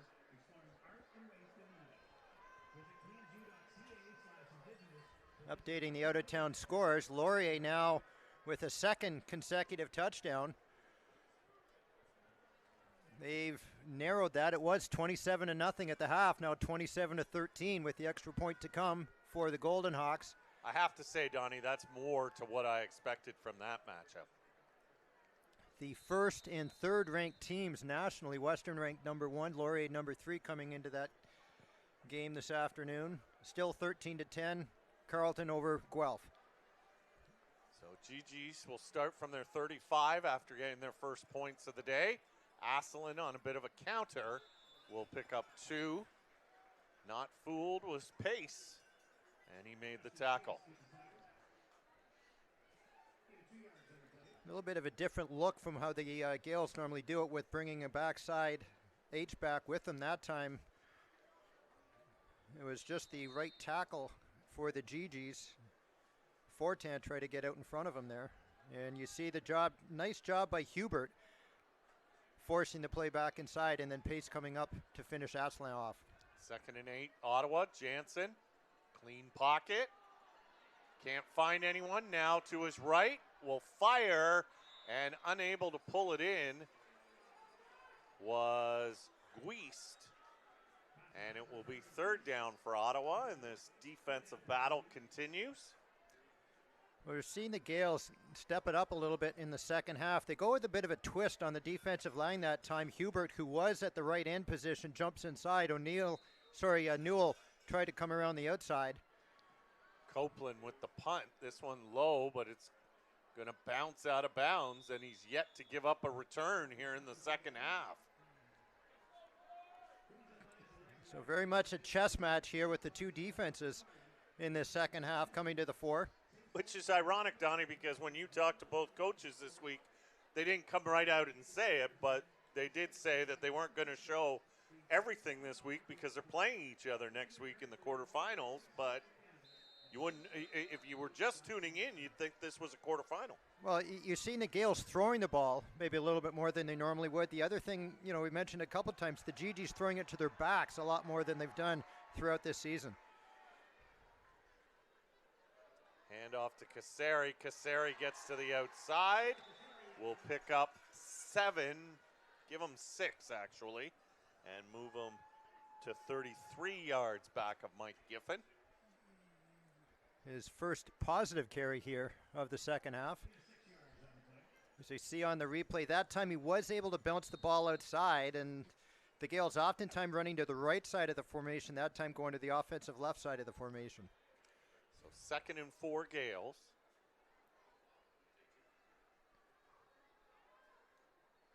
Kasari comes right side, and he's got a corner.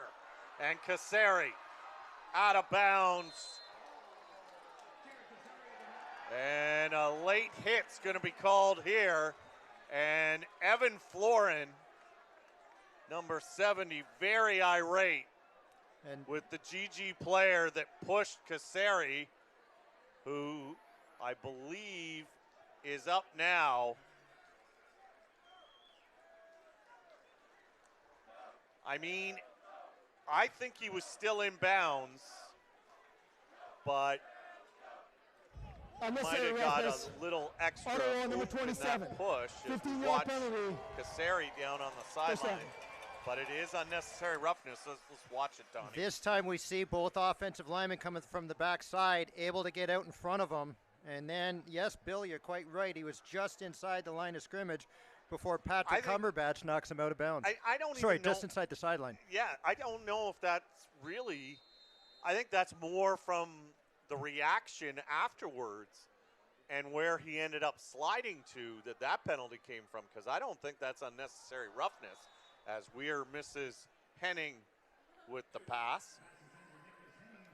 Your thoughts, Donnie? I mean, to me, I thought he was inbounds. Exactly. It's more the reaction. He slides out of bounds. You see the water cooler knocked over. Yeah. Kasari's down afterwards, and Kasari's still on the sidelines as Jaden Kerr now in. Like, if I'm Cumberbatch, I might say, like, do you honestly think I'm that strong? But, again, the player running was in a vulnerable position, so that's part of it, too. But Kerr in at tailback, 2nd and 10. Weir under pressure, trying to get to the outside. Just tripped up. Great hustle by Faid, number 69. It will be a sack, and now Russell is limping again. He did release the ball, but his knee had touched the turf. We saw he took that unnecessary roughness play, the late hit from Abuaju John back in the first half, and he's been a little bit gimpy when he's been scrambling since then.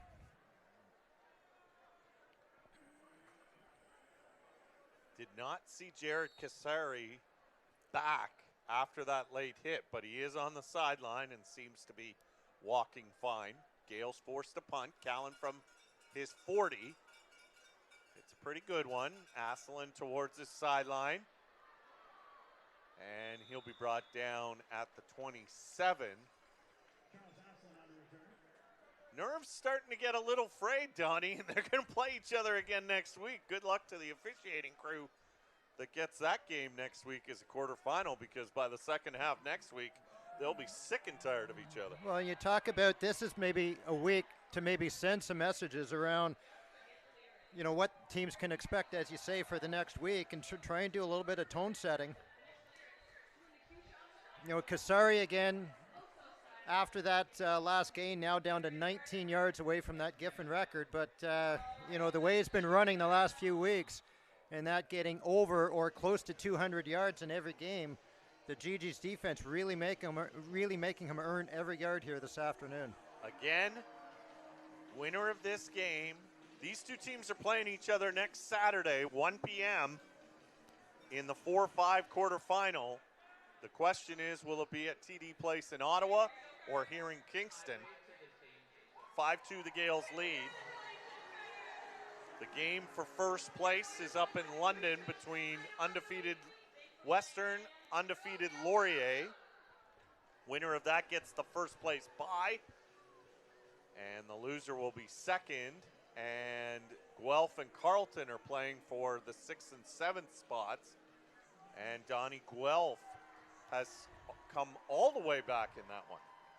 Duval had a big game last week against the Gaels with the rushing touchdown for the Griffins, as they now take a 7-point lead up in Ottawa. If that remains, then it would make the result between Waterloo and Toronto a moot point, because Waterloo needs Guelph to lose. Hand off, and this is Kamara up the middle for 2. So it'll be 2nd and 8. Seems like it's been 2nd and 8 every series this second half for the Ottawa GGs. So as Donnie mentioned, Guelph and Carleton. Guelph, if they lose to Carleton and Waterloo wins against Toronto, Waterloo would get the 7th and final playoff spot. Guelph winning, Waterloo's creeping closer. They were down 14-3 to Toronto. They've moved to down 14-12. 2nd and 8, Jansen, quick throw, caught out of bounds. And now it's the GG's turn to be upset with the push. The catch made by Malafont. And Bill, they'll mark him just shy of the first down. I would agree with you there. Like, Malafont had fallen out of bounds before Seaway comes over and knocks him out to finish the play off. Well, and I would think, not only is it no different, I don't think either play is unnecessary roughness, but considering what just happened and you're in front of the Ottawa bench, you know, I mean, that's a good job by the official not to call unnecessary roughness, but you wouldn't fault them. They do measure it. It is a first down. So move the sticks. GG's with their first down of the second half, as the ball is at their 37. 5:51 left third quarter and running. Gaels leading 5-2. The difference, a 29-yard field goal earlier in this quarter by the Gaels' Tyler Mullen. Jansen. Deep for Avery, and is it picked off? No, they're going to say it hit the ground. Matthews Reed thought he had his second interception. Hard to see for us as his back was to us. And we'll see if the replay's got anything. Jansen has time. You can see Avery looks as though he's almost going to be extending his route there. Matthews Reed cutting underneath it, and we've seen a couple times here this afternoon, certainly the interception in the end zone by Matthews Reed, Avery, and Jansen not quite on the same page. Same thing again on that play. Yeah, I would say the pick was more, it looked like Jansen's fault. That one, Avery extending the route, almost left his quarterback out to dry. Now it's a short pass to Avery. This time they connect and should be close. If not, another Ottawa first down it is.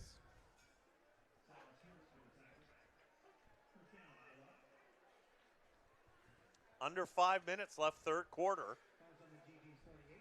And as you said a couple plays ago, Gigi's getting their first down of the second half now, starting to get their first drive going here in the second half. Again, right now it looks as though the wind may be just into their face as maybe another 10, 15 yards. They're almost in Ferris field goal range again. Hand off to Camara. Broke one tackle and will struggle ahead close to midfield to the GG 53. Pick up a 5. It'll be 2nd and 5.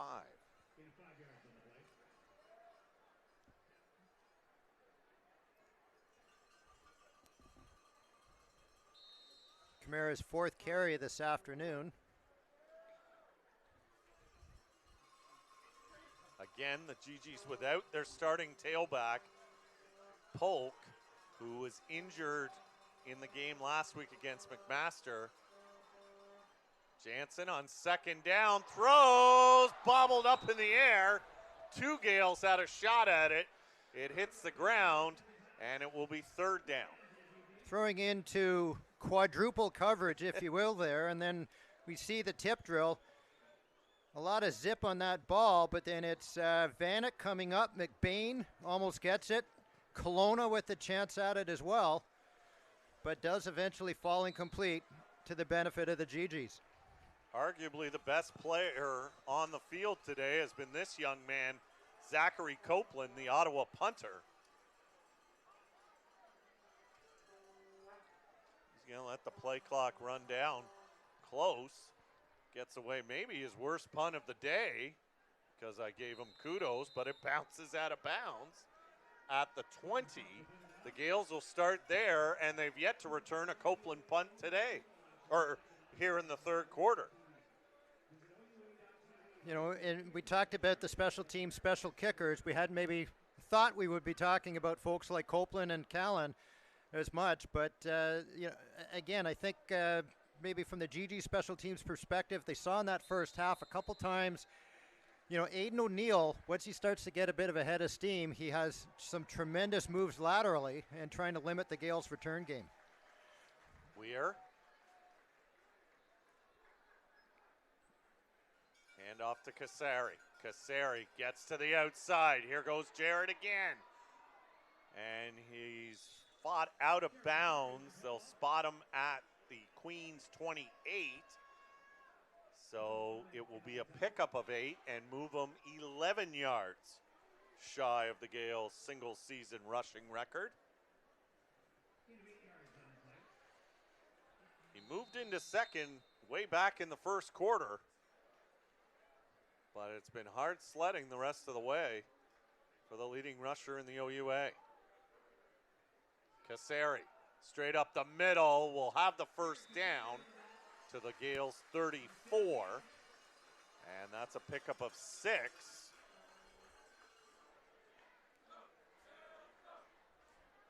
And this is sorry, Donnie, to cut you off, but this is certainly what we've seen from the Gaels since the break-in injury. They just try and wear you down through the course of the game with the running attack. Well, especially, you know, you often see a lot of motion from the Gaels' offensive line, but once they can just tee off and get moving forward, as you say, trying to right now wear down this GG's defensive line, and we talk about trying to send some messages for next week as well. Play action fake. We're looking deep. We'll fire deep and caught, but I think McLeod's out of bounds.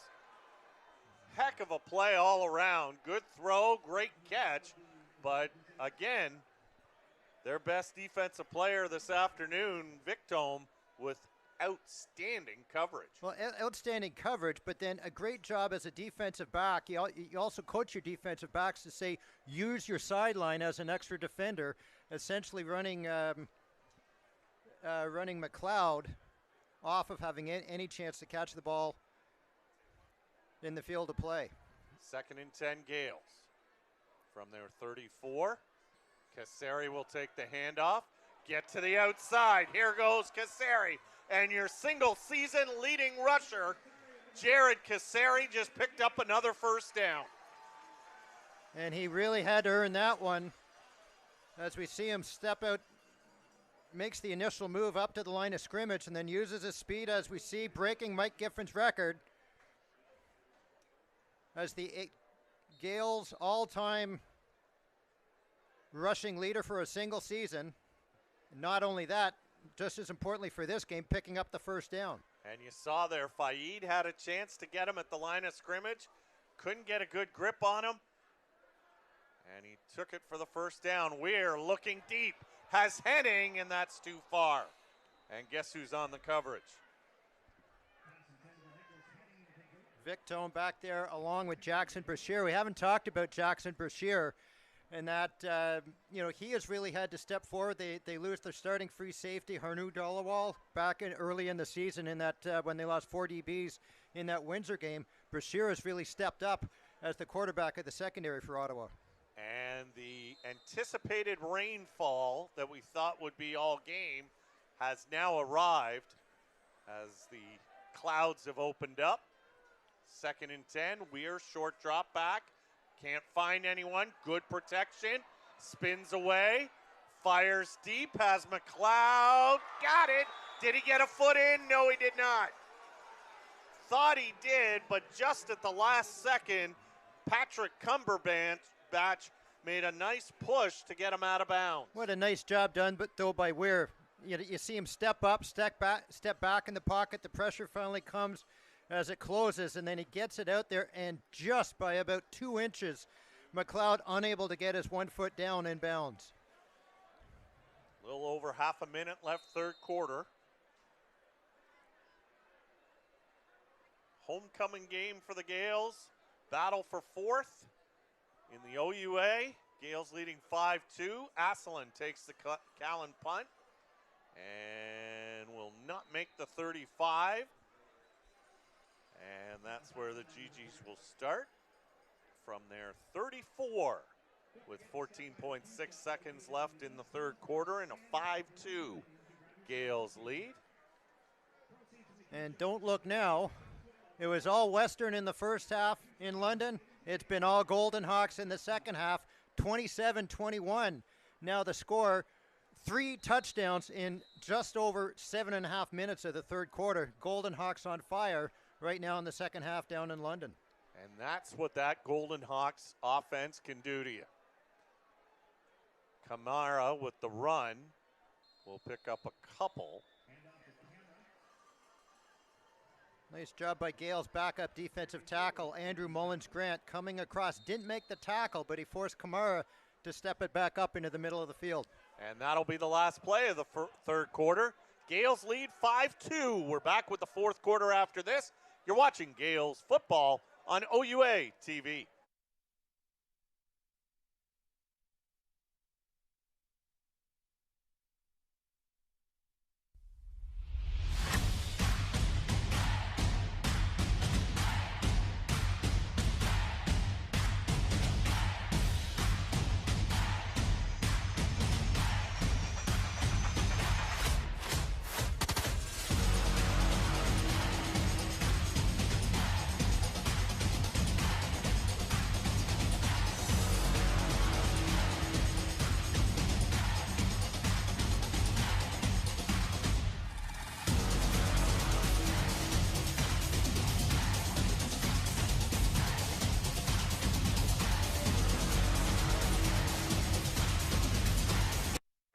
And welcome back to Richardson Stadium in Kingston, Ontario. Bill Miklas, Don Lewis, our entire crew. Final home regular season game for the Gaels. The battle for fourth place against the Ottawa GGs. Gaels lead 5-2. And before I say anything else, Donnie, you've got another amazing update from that game in London. So Quentin Scott just going in for a rushing touchdown for the Laurier Golden Hawks. And they tack on the extra point in just over 8 minutes. They've completely got rid of that 27-0 deficit, now leading 28-27. And the rain really starting to come down here in Kingston. Jansen on 2nd and 8. Short drop back, fires quickly, complete. And out of bounds is Melifon for another Ottawa first down. And GG's might be finding something there with number 83. Well, they haven't really gone to him until just halfway through the third quarter, and now picking up his third reception in the past 5.5 minutes of play. The flags right now seem to be going in a westerly direction, so no real wind at either team's back. Hand off to Kamara on 1st and 10, and he gets through a nice hole and picks up 7.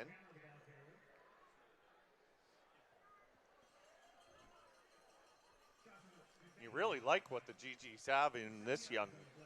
Well, the other thing he does is that, you know, Aslan's been your main returner all year long, and that, so it certainly gives Aslan a break of not having to do all of the, not having to do all the rushing duties as well as doing the return duties, but he also a little bit of a different runner, a little bit lower to the ground, a little bit more powerful than Aslan is. Jansen. 2nd and 3, Ottawa, just over their 50-yard line. And Kamara again looking for the outside. Pace hits him first. He's going to be short by a couple. And that time the Gaels defensive line got through, forced it outside, and will force Ottawa to punt it again. When you've talked about, you said it a few times, Zachary Copeland, you know, they're using the weapon not just of their coming into the game of fair, but Copeland doing a nice job on the punting duties, but great job that time by the Gaels middle linebacker Justin Pace, and then Van Wishart sticking with the play, helping to finish off Kamara to limit him shy of the first down. And again, if you're the GGs, really the difference negatively for you has been the 2 interceptions by your quarterback. That punt out of bounds again. Aiden O'Neill has yet to get any return in this second half. They'll spot it at the Gaels 25, 1st and 10 there for Russell Weir in the offense. You know, and certainly the demonstration here this afternoon from Copeland and Callan, just the impact of special teams, and that it's not just offense and defense. You have to have a strong kicking game as well. And, you know, and really what they've been doing to both offenses is forcing them into long fields and that. Both teams have gotten a safety. The difference, a field goal in the third quarter by Tyler Mullen. Gale single season leading rusher, Jared Kasari, getting to the outside, gets drilled out of bounds again, and there's more chirping at the sideline. That time it was Rondo with the hit, and then Kasari actually turned around and had a couple of words for him, and not just taking out Kasari, but one of the members of the Gales coaching staff.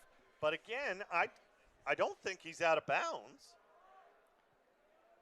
I mean, it's not a light tap out, but he's inbounds when the hit happens. So again, it's a gain of almost 10. So Weir jumps over the pile. If God has not made you tall enough that you can just go ahead, why not just leap? Well, the 5'11" Russell Weir just made himself about 6'3", and he needed about that extra 4 inches there to pick up the first down, as he does to extend this drive. So the ball now at the Gaels 37, 1st and 10 Queens. Again, winner of this game. These two teams are playing again next Saturday, 1 p.m., but the winner will host that 4-5 quarterfinal. Weir back to pass. He's looking deep. Has Falcone, and they're going to call pass interference on this one. And I know we've been tough on the officials in this second half, Don, but I don't think that's pass interference. Well, I don't think Falcone's catching that. Well, I was just going to say, I wonder, and I can certainly see how Marcel Belfay, he said the one that they called that went against the GGs in the first half was considered uncatchable when Kelowna seemed to tug on him. That time, the defensive back does hit Falcone before the ball gets there, but I thought the ball was, probably another 3 or 4 yards beyond where ultimately Falcone could have caught it. I mean, there was contact. There's no question Patrick Cumberbatch hit Falcone, but I don't think Falcone, unless his arms are 20 feet long, was going to make the catch. But moves the ball up 15 yards. Gaels get a new first down, and the rain really, really coming down.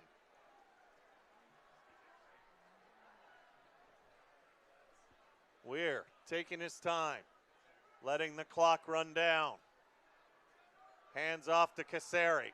Casari will get into GG territory to the 54. Nice tackle by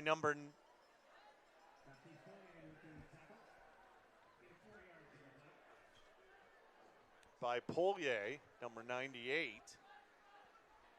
And good job done there, Bill, by Polier, because if he doesn't wrap up Casari then, he's got a lot of opening down through the left side of the GG's defense.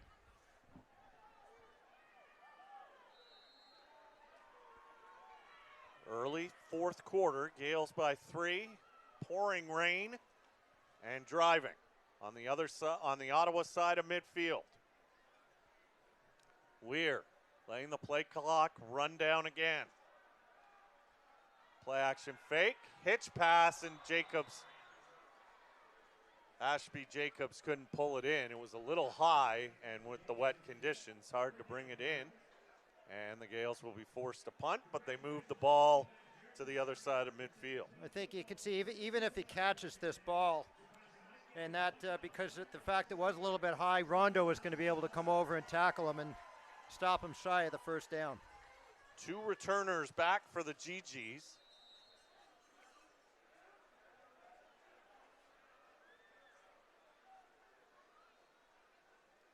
Callan gets away a beauty. Aslan from his 15. And he'll get maybe a yard or 2. And that's where the GGs will start. Flags blowing the wind at the GG's back right now. But this storm is making the bleachers empty to anywhere where there's cover. That time, a nice job done by the coverage team, able to get downfield. James Gillingham, the long snapper, helping out with the tackle there, because that was one that was actually kicked more down the middle of the field. But again, the height underneath that punt, and then the coverage team getting downfield quickly, limiting Aslan to a short return. Under 10 minutes left in regulation. Jansen out of the gun. Camara behind him, takes the handoff, straight ahead, and going nowhere. And they'll mark him for a gain of 1.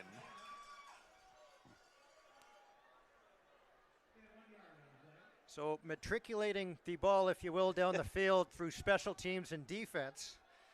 These two teams have been going at it since 1885, when the forward pass was not as much part of the game back then. But it's, we're really seeing both defenses stepping up here. And if you're trying to send a message, it's going to be that next week's going to be a real battle, no matter who comes out on top here this afternoon. 2nd and 9 GGs from their 18. Gaels showing blitz. Quick pass goes through the hands of Geist. And he's wiping his hands again. The rain, I don't know if you can tell on your screen, but it is coming down in buckets. And Geist should have had this. He had both hands on it. And that, yes, you've got a defensive back coming up to pop you from behind, but if he catches that, makes one quick move forward, he would have picked up a first down there for the GGs. Should also mention this rain is making it tough on the quarterbacks, because we've seen the last pass by Russell Weir and that pass by Jansen, both high to their intended receivers. Copeland standing near his end zone. You wouldn't think he's going to give up the safety, and he won't. Way he's been kicking today, and there's another excellent punt. It is going to get a return. Vanek bounces it to the outside, switches hands. Vanek trying to get to the sideline, does, but he'll be forced out of bounds. It's a pretty good return. Might be the best play offensively by either team in this second half, and the Gaels will start at the Ottawa 39. Don't know if we can see this on the whole replay here. As we see the return of Vanek, nice job done that time by McLeod to shield the coverage man, and then Vanek able to bring it all the way back near side. But initially Copeland that time had angled towards O'Neill, who was on the left side of the return formation there, kicks it back the other way, and Vanek still manages to bring it all the way down. Best field position to start a drive off of a punt here this afternoon for Queens. By far, Souls is the running back lined up with Weir, and he'll take the handoff up the middle and plow ahead to the Ottawa 35. Field goal keeps it a one-score game. Again, if you're just joining us, these two teams are playing each other next week in the 4-5 quarterfinal. If the winner will decide of this game will decide where that game is played. Right now, it would be in Kingston with the Gaels leading by 3. In London, it's still a 1-point Laurier lead. And if that holds, Laurier would have first and the bye. Souls up the middle, struggles ahead. Did he get enough for the first down? He sure did. Inside the Ottawa 30 to the 28. As we pass the midway point of this fourth quarter, Windsor is the only locked-in team in the standings for the playoffs, as they are locked in the third spot. They will host a quarterfinal game next week. Waterloo's season is finishing up. They're down 8 with 5:40 left. They need to win and get Guelph to lose at Carleton, but Guelph is winning right now. So the Griffins would be in 6, go to Windsor. Carleton would end up going to either Kitchener or London. Here, Gaels moving the football through Anthony Souls. I do it once a year, folks, since this young man's come to Queens. His father was an outstanding running back, Michael Souls, with the McGill Redmen at that time. Won a Vanier Cup.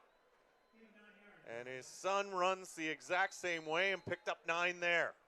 Just straight up field quickly. Often, and this is the difference between the two backs. Kasari maybe a little bit shiftier, a bit more speed trying to get outside. Souls, it's just going to take it straight up field. Just a sledgehammer. Second and short, Gaels. You would think Anthony's getting another run. He is. Up the middle, another first down. And this is where we're starting to see, we talked about in the third quarter, that offensive line trying to wear down the GG defense. We're not seeing any of the pulling action here either that they often do with some of those more longer developing running plays. You can see off the replay here, the offensive line just teeing off straight up field, allowing Souls to pick up the first down yardage. Rain's let up a little bit, but still coming down. Gaels just bleeding clock with the 3-point lead. Under 5.5 left fourth quarter. Souls still in the backfield. Takes the handoff again. Tries to bounce it outside. Broke 1 tackle and will pick up 3. It'll be 2nd and 7. Tackle made by Guan. And that time it was Rondo not allowing him to get upfield. You can see Rondo there forces Souls to bounce it outside before he gets tackled after just a 3-yard gain. Gaels a little confused on their substitutions here. O'Neill comes on, Silverson off. Extra receivers, 4 on the play clock. Weir needs to be quick. He does. Hands off to Souls, gaping hole, and the game's first touchdown and possibly 4th place for Queens. Anthony Souls now the leading touchdown man in the country this year. His 9th touchdown as a Gael. We talk about finishing drives and finishing games. And who's the first player off the bench to congratulate him? Jared Kasari. So thunder and lightning here between these two running backs. As we see Souls, just a huge hole. Doesn't get hit until he gets the first down inside the 5 and down in, rumbles into the end zone. Berta Florin Henniger creating the hole. Mullen puts through the extra point, and the Gaels have a 10-point cushion with 4:37 left. And now the battle to see who gets to host this matchup next week is a 2-score lead, 12-2. The Gaels now on top of these Ottawa UGGs. Again, this is a GG's team, Donnie. I don't think we've mentioned it. We've talked a lot about the fact that their starting running back, Polk, isn't in the lineup today because he got hurt last week. But this probably, the Ottawa GG's, the most injuries and significant injuries of any team in the conference. Well, you've lost your 2 starting quarterbacks. You lost 2 starting receivers from where you were back in training camp. You know, they lost 4 DBs in that game against Windsor. You know, Marcel Belfay has coached at the U Sports level. He's coached in the CFL. He's coached in the USFL. He said when we had a chance to talk to him this week, this is the worst injury situation he's ever had in a single season in any of his coaching stops. And that's saying something, because Marcel has coached, as you just mentioned, a lot of football. That Gaels touchdown drive also set up by the first really good punt return off the great kicking of Zachary Campbell by the Gaels, Don.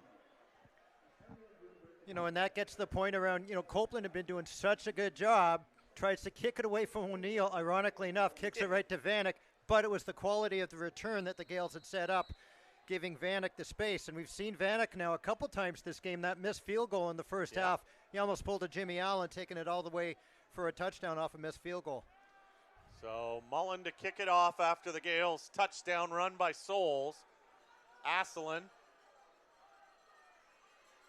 And he'll get to the 24. And that's where the GGs will start. 4:32 left in the game. And down 10. And out of town, Donnie. Laurier just had a field goal attempt that was missed, that they would have extended their lead. It's still 28-27. Western now with the ball. They still have almost 14 minutes to go, but Western with the ball up near midfield right now. Guelph continuing to lead Carleton up in Ottawa, 20-13, 11 and a half left to go in that game. And they score in Toronto, which if Guelph wins, it's a moot point. But right now, Toronto, a 1-point lead, 21-20, 10 minutes to go left in Toronto.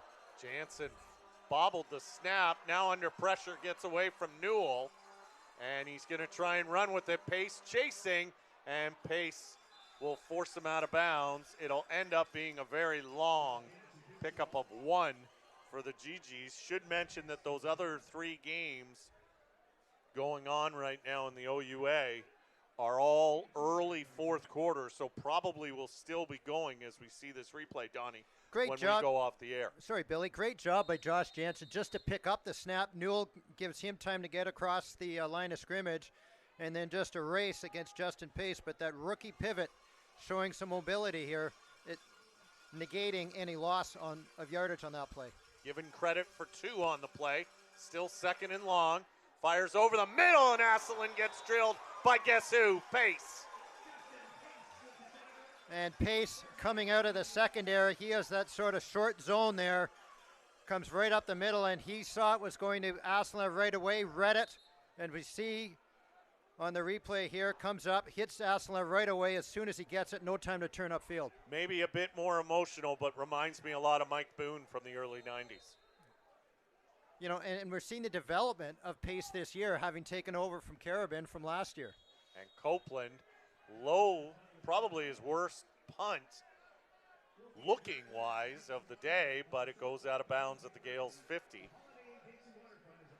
So again, we will probably be done this game with just 3:24 left in it before the other ones finish. But right now, as they stand, Laurier would be in first and get the bye, but that's a 1-point game, so could go either way. But if it held, Western would be second, would host Carleton, who's losing at home to Guelph. Guelph would go to Windsor, and the Gaels would be hosting these GGs. The only 2 things that are set for next week's playoffs, Windsor's hosting the 6th seed as the 3rd seed, as it's Souls again up the middle for close to 8. And the Gaels and the GGs will play in the 4-5 game. As we'll get the 3-minute warning now with exactly 180 seconds left. And again, it's just simply Souls straight up the middle. The Gaels just with that drive blocking attack here, trying to wear down the end of the game. And you can certainly see the Gaels head coaches and Tom Flaxman, the offensive coordinator, they knew the number that Jared Kasari needed to get that single season rushing yardage record as a Gael. And since then, it's been Souls coming in to try and finish this game off. Well, and we mentioned it early in the game, but Jared Kasari has had a couple of fumbles this season. But this is their battering ram. If they're looking to just bleed the clock, Anthony Souls. Up the middle again, another Gaels first down. And with 2:40 left on the clock, it's certainly looking like next Saturday's quarterfinal will be here in Kingston.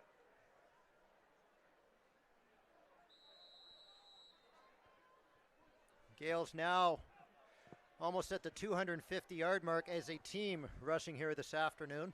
And that's the MO.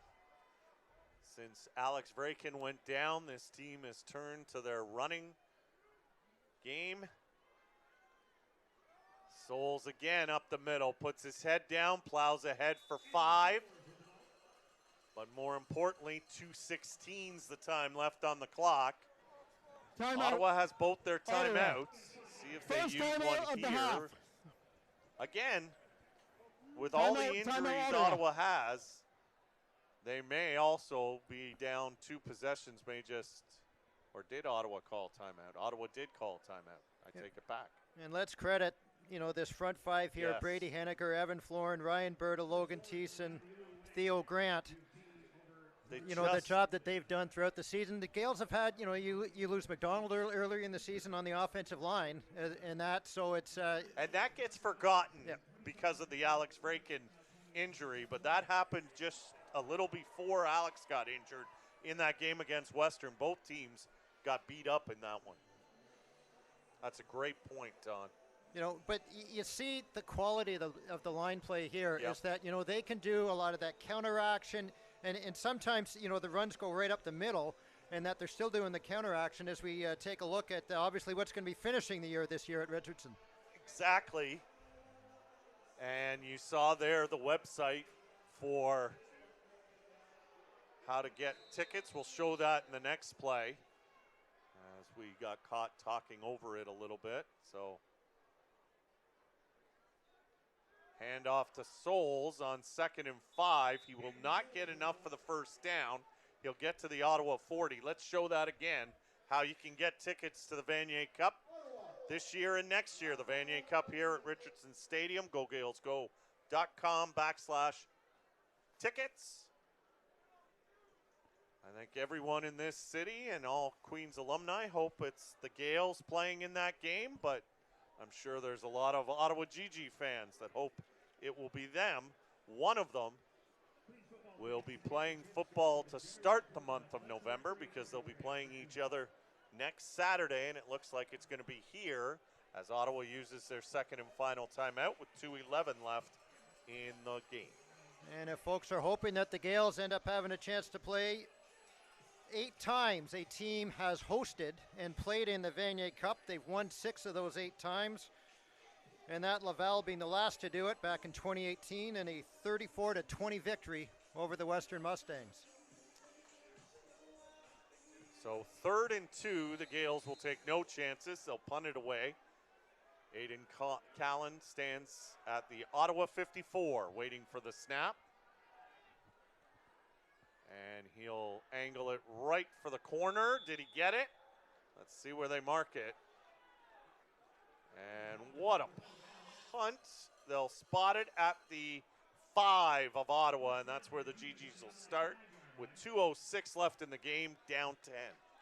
And Callan now averaging 38.5 yards here this afternoon on his punts. Just a beautiful punt, pinning the GGs deep in their end zone. Just 126 seconds left to go here in this afternoon's matchup. And again, credit to both these teams' defenses. They've been making their mark since their preseason starting quarterbacks went down with their defenses, and it's shown that today. Both teams recorded safeties, And a field goal and a touchdown by the Gaels is what separates these two teams, but they'll do it again next week. Jansen, tough snap, but he brought it in, connects with Guist. That'll be a pickup of 8, 2nd and 2, but the Gaels are willing to let them just chew time. Out of town, Waterloo now coming back to take the lead. 6 minutes to go there in Toronto, 26-21. However, right now, not good news for Waterloo as Guelph continues to lead 20-14. 2.5 to go against Carleton up in Ottawa. So that one late, but good for Waterloo for not just giving up once they got down. First down for the GGs as Asselin took that screen pass up to the 25. Under 2 minutes left. In London, 28-27. Laurier still on top. They have the ball now just into the western end of the field. And again, that game, the winner gets first and a bye. The loser gets second and hosts the 7th seed. Pass by Jansen, incomplete. He took a hit just as he released it from Hubert. Guist was the intended receiver. 97 seconds left. As you watch here, as Jansen, probably the pass went low because he did get hit just as he released it. Let's credit this Gaels defense here this afternoon. You know, twice the GGs were in the Gaels end of the field. A couple of interceptions in the end zone this afternoon by Matthews, Reed, and Vanek. And probably the big keys when Ottawa looks back at this one. Jansen on 2nd and 10. Gets outside the pocket, fires high, but Guist, great work to come back.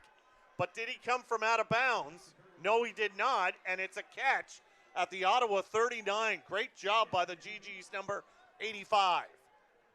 What a phenomenal play. I don't know if this was intended for Collieu or Guist. As we see, there it goes over Collieu's head. Guist gets up and a tremendous job. That would have been an NFL catch, getting the two toe tap in the field of play there, going for the Ottawa receiver. Minute 18 left and running in this game.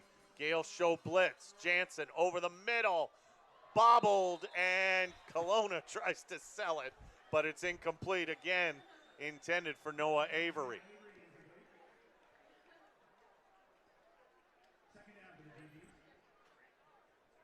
.108 time left. Good clean pocket that time. Might have got tipped a bit by pace. So 2nd and 10 GGs. You would imagine they'll go for it on 3rd down. Down 10 points. Jansen setting up the screen. Gaels read it and limit the gain to 4. It will be 3rd and 6. Darian Newell gets that quick rush right up the middle that time. Then realizes, uh-oh, there's no offensive line. There's a reason no one blocked me that time. And then Van Wishart peeling back quickly to make the tackle. So 3rd and 6. Ball game here. Under a minute left with the clock running. GG's out of timeouts. Jansen dumps it to Asselin. He's got the first down, up the middle, brought down in Gaels territory at the 51. And important here too, Donnie, for the GGs just to get some points to go into next week's rematch. Exactly, because, you know, obviously the only points this afternoon have been when the Gaels conceded that safety. They had a chance fair missing a 53-yarder. Which was set up by a great Zachary Copeland punt.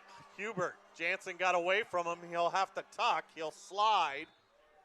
It'll be 2nd and long and 35.2 seconds left. Great job done that time, though, by Josh Jansen. Just making that little subtle move, stepping forward about a half step there, up into the pocket, away from the rush of Hubert that time. Equally good job done, though, by the Gaels secondary. Clock running, under half a minute left. 2nd and 7. Jansen fires, caught by Guist. He gets down quickly. It's a first down. Clock will stop for them to set the sticks. 24.4 seconds left. And the Gaels secondary done a good job limiting Gendron and Couliou. Just 2 catches between them here this afternoon. Jansen on 1st and 10. He's looking deep. Has a man caught and down inside the 5 to the 3 is Coolio, who you just mentioned, Donnie, So as he got away from Vint. broadcaster's curse. Could have told you that once was again. coming. So 13 seconds left. GGs are going to be coming back to Kingston in all likelihood, but they're going to come back with a little bit of momentum if they can punch it in. They have no timeouts left. Clock running. Fake, looking, fires, tipped in the air. Newell couldn't pull it in. 4.5 seconds left. And if that would have happened, that would have been the third interception Near when they the were trying end to go zone. in for a touchdown. So we The see other- on the replay here, it's a nice play. Kelowna in the secondary battling the receiver that time to tip it away. The other 2 interceptions in the first half came in the end zone as well. This should be the last play of the game. 4.5 seconds left. 2nd and goal, Ottawa from the 4.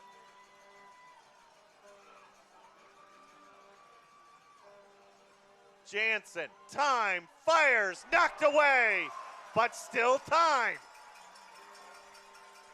Great job done that time.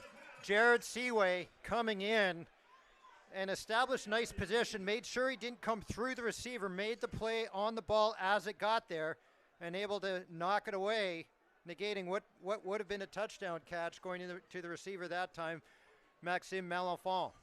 GG's with no timeouts left. Jansen ran as close to the sideline as he could to get this play. So 0.7 of a second left. I'll say it again. Last play of the game. Gaels are going to get 4th, but are the GGs going to get some momentum? Jansen on 3rd and goal. Time, fires, touchdown. Malenfant with the catch, got away from Vint. They'll do the extra point, I would imagine, or maybe the GGs will go for 2. But either way, the Gaels are going to win this, but Ottawa gets something positive from their offense on the last series of the game. Same matchup as it was on the prior play. Malenfant able to just turn back inside, and then Seaway, I think, just lost vision of where the ball was coming through, allowing Malenfant to come away with the first points offensively here this afternoon for the GGs. So the GGs will go for 2. This one's going to end either, and the Gaels will use one of their timeouts. So we'll wait a little bit longer. Rain has stopped, so that's good. Now that everybody's soaking wet, except for those of us in press boxes, because we could melt. And updates, Donnie, it looks like Guelph's going to finish 6th. Guelph taking care of their business, now extending their lead 27-14, just 2 minutes left to go in that game up in Ottawa. So they would go to Windsor. It would eliminate Waterloo. And Waterloo, who had done what they had to do, 26-21, they're winning against Toronto in Toronto. However, it looks to be that they will be seeing the end of their season, and still in an interesting game in London, 27-0 at the half for Western. Laurier come back all the way back, 28 points in just under 9 minutes in the third quarter, and now no scoring since then. Laurier the ball, 5.5 minutes to go, and they are just on the western side of midfield. So we know 2 matchups. Guelph will go to Windsor. The Gaels will host Ottawa next Saturday, 1 p.m. Both those games on OUA TV. What we don't know is Carleton going to Western or Laurier for the 2-7 matchup, and which one's getting the first place bye. So going for 2, no time left on the clock. Jansen pumps, hit as he throws, and this one will end 12-8.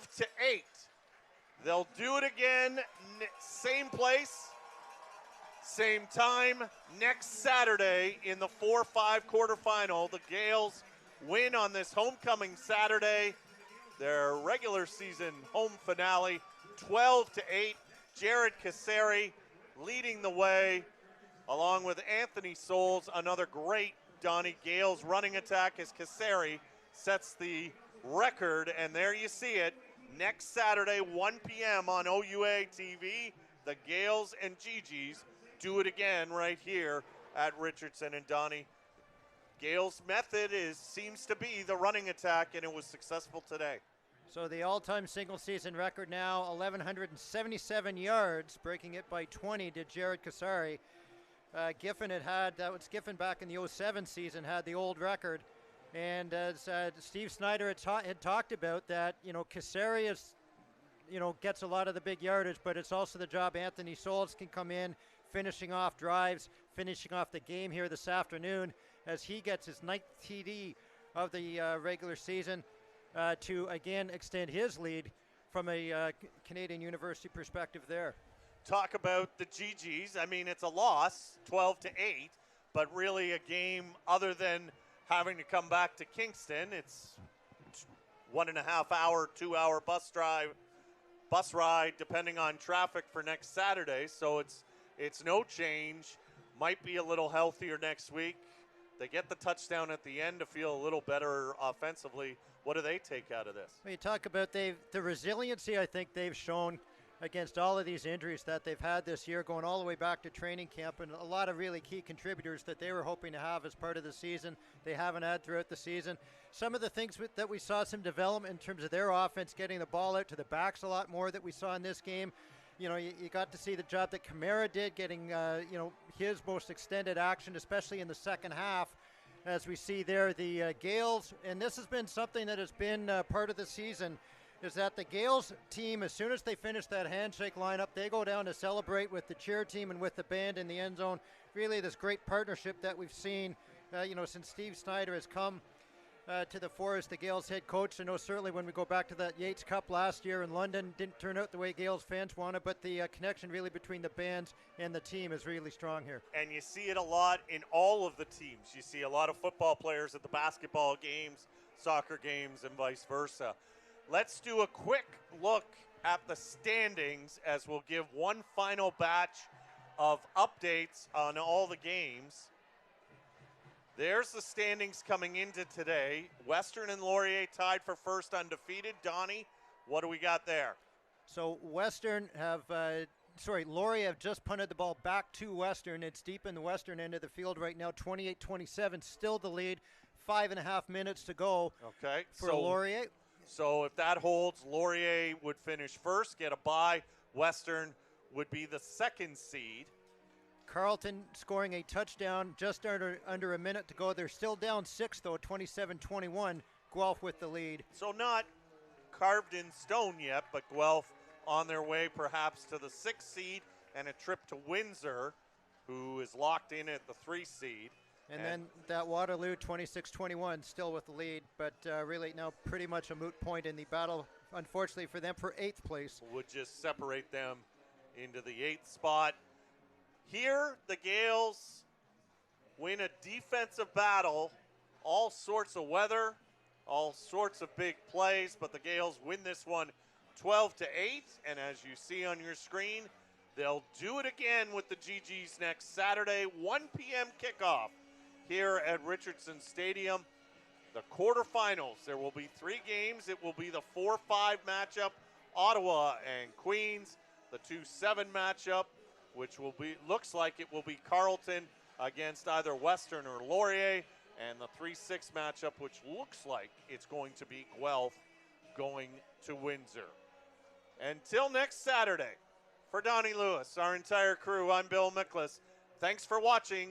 The Gaels, 12-8 winners over the Ottawa GGs, but the 2 teams will do it again next week. You've been watching Gaels football on OUA TV.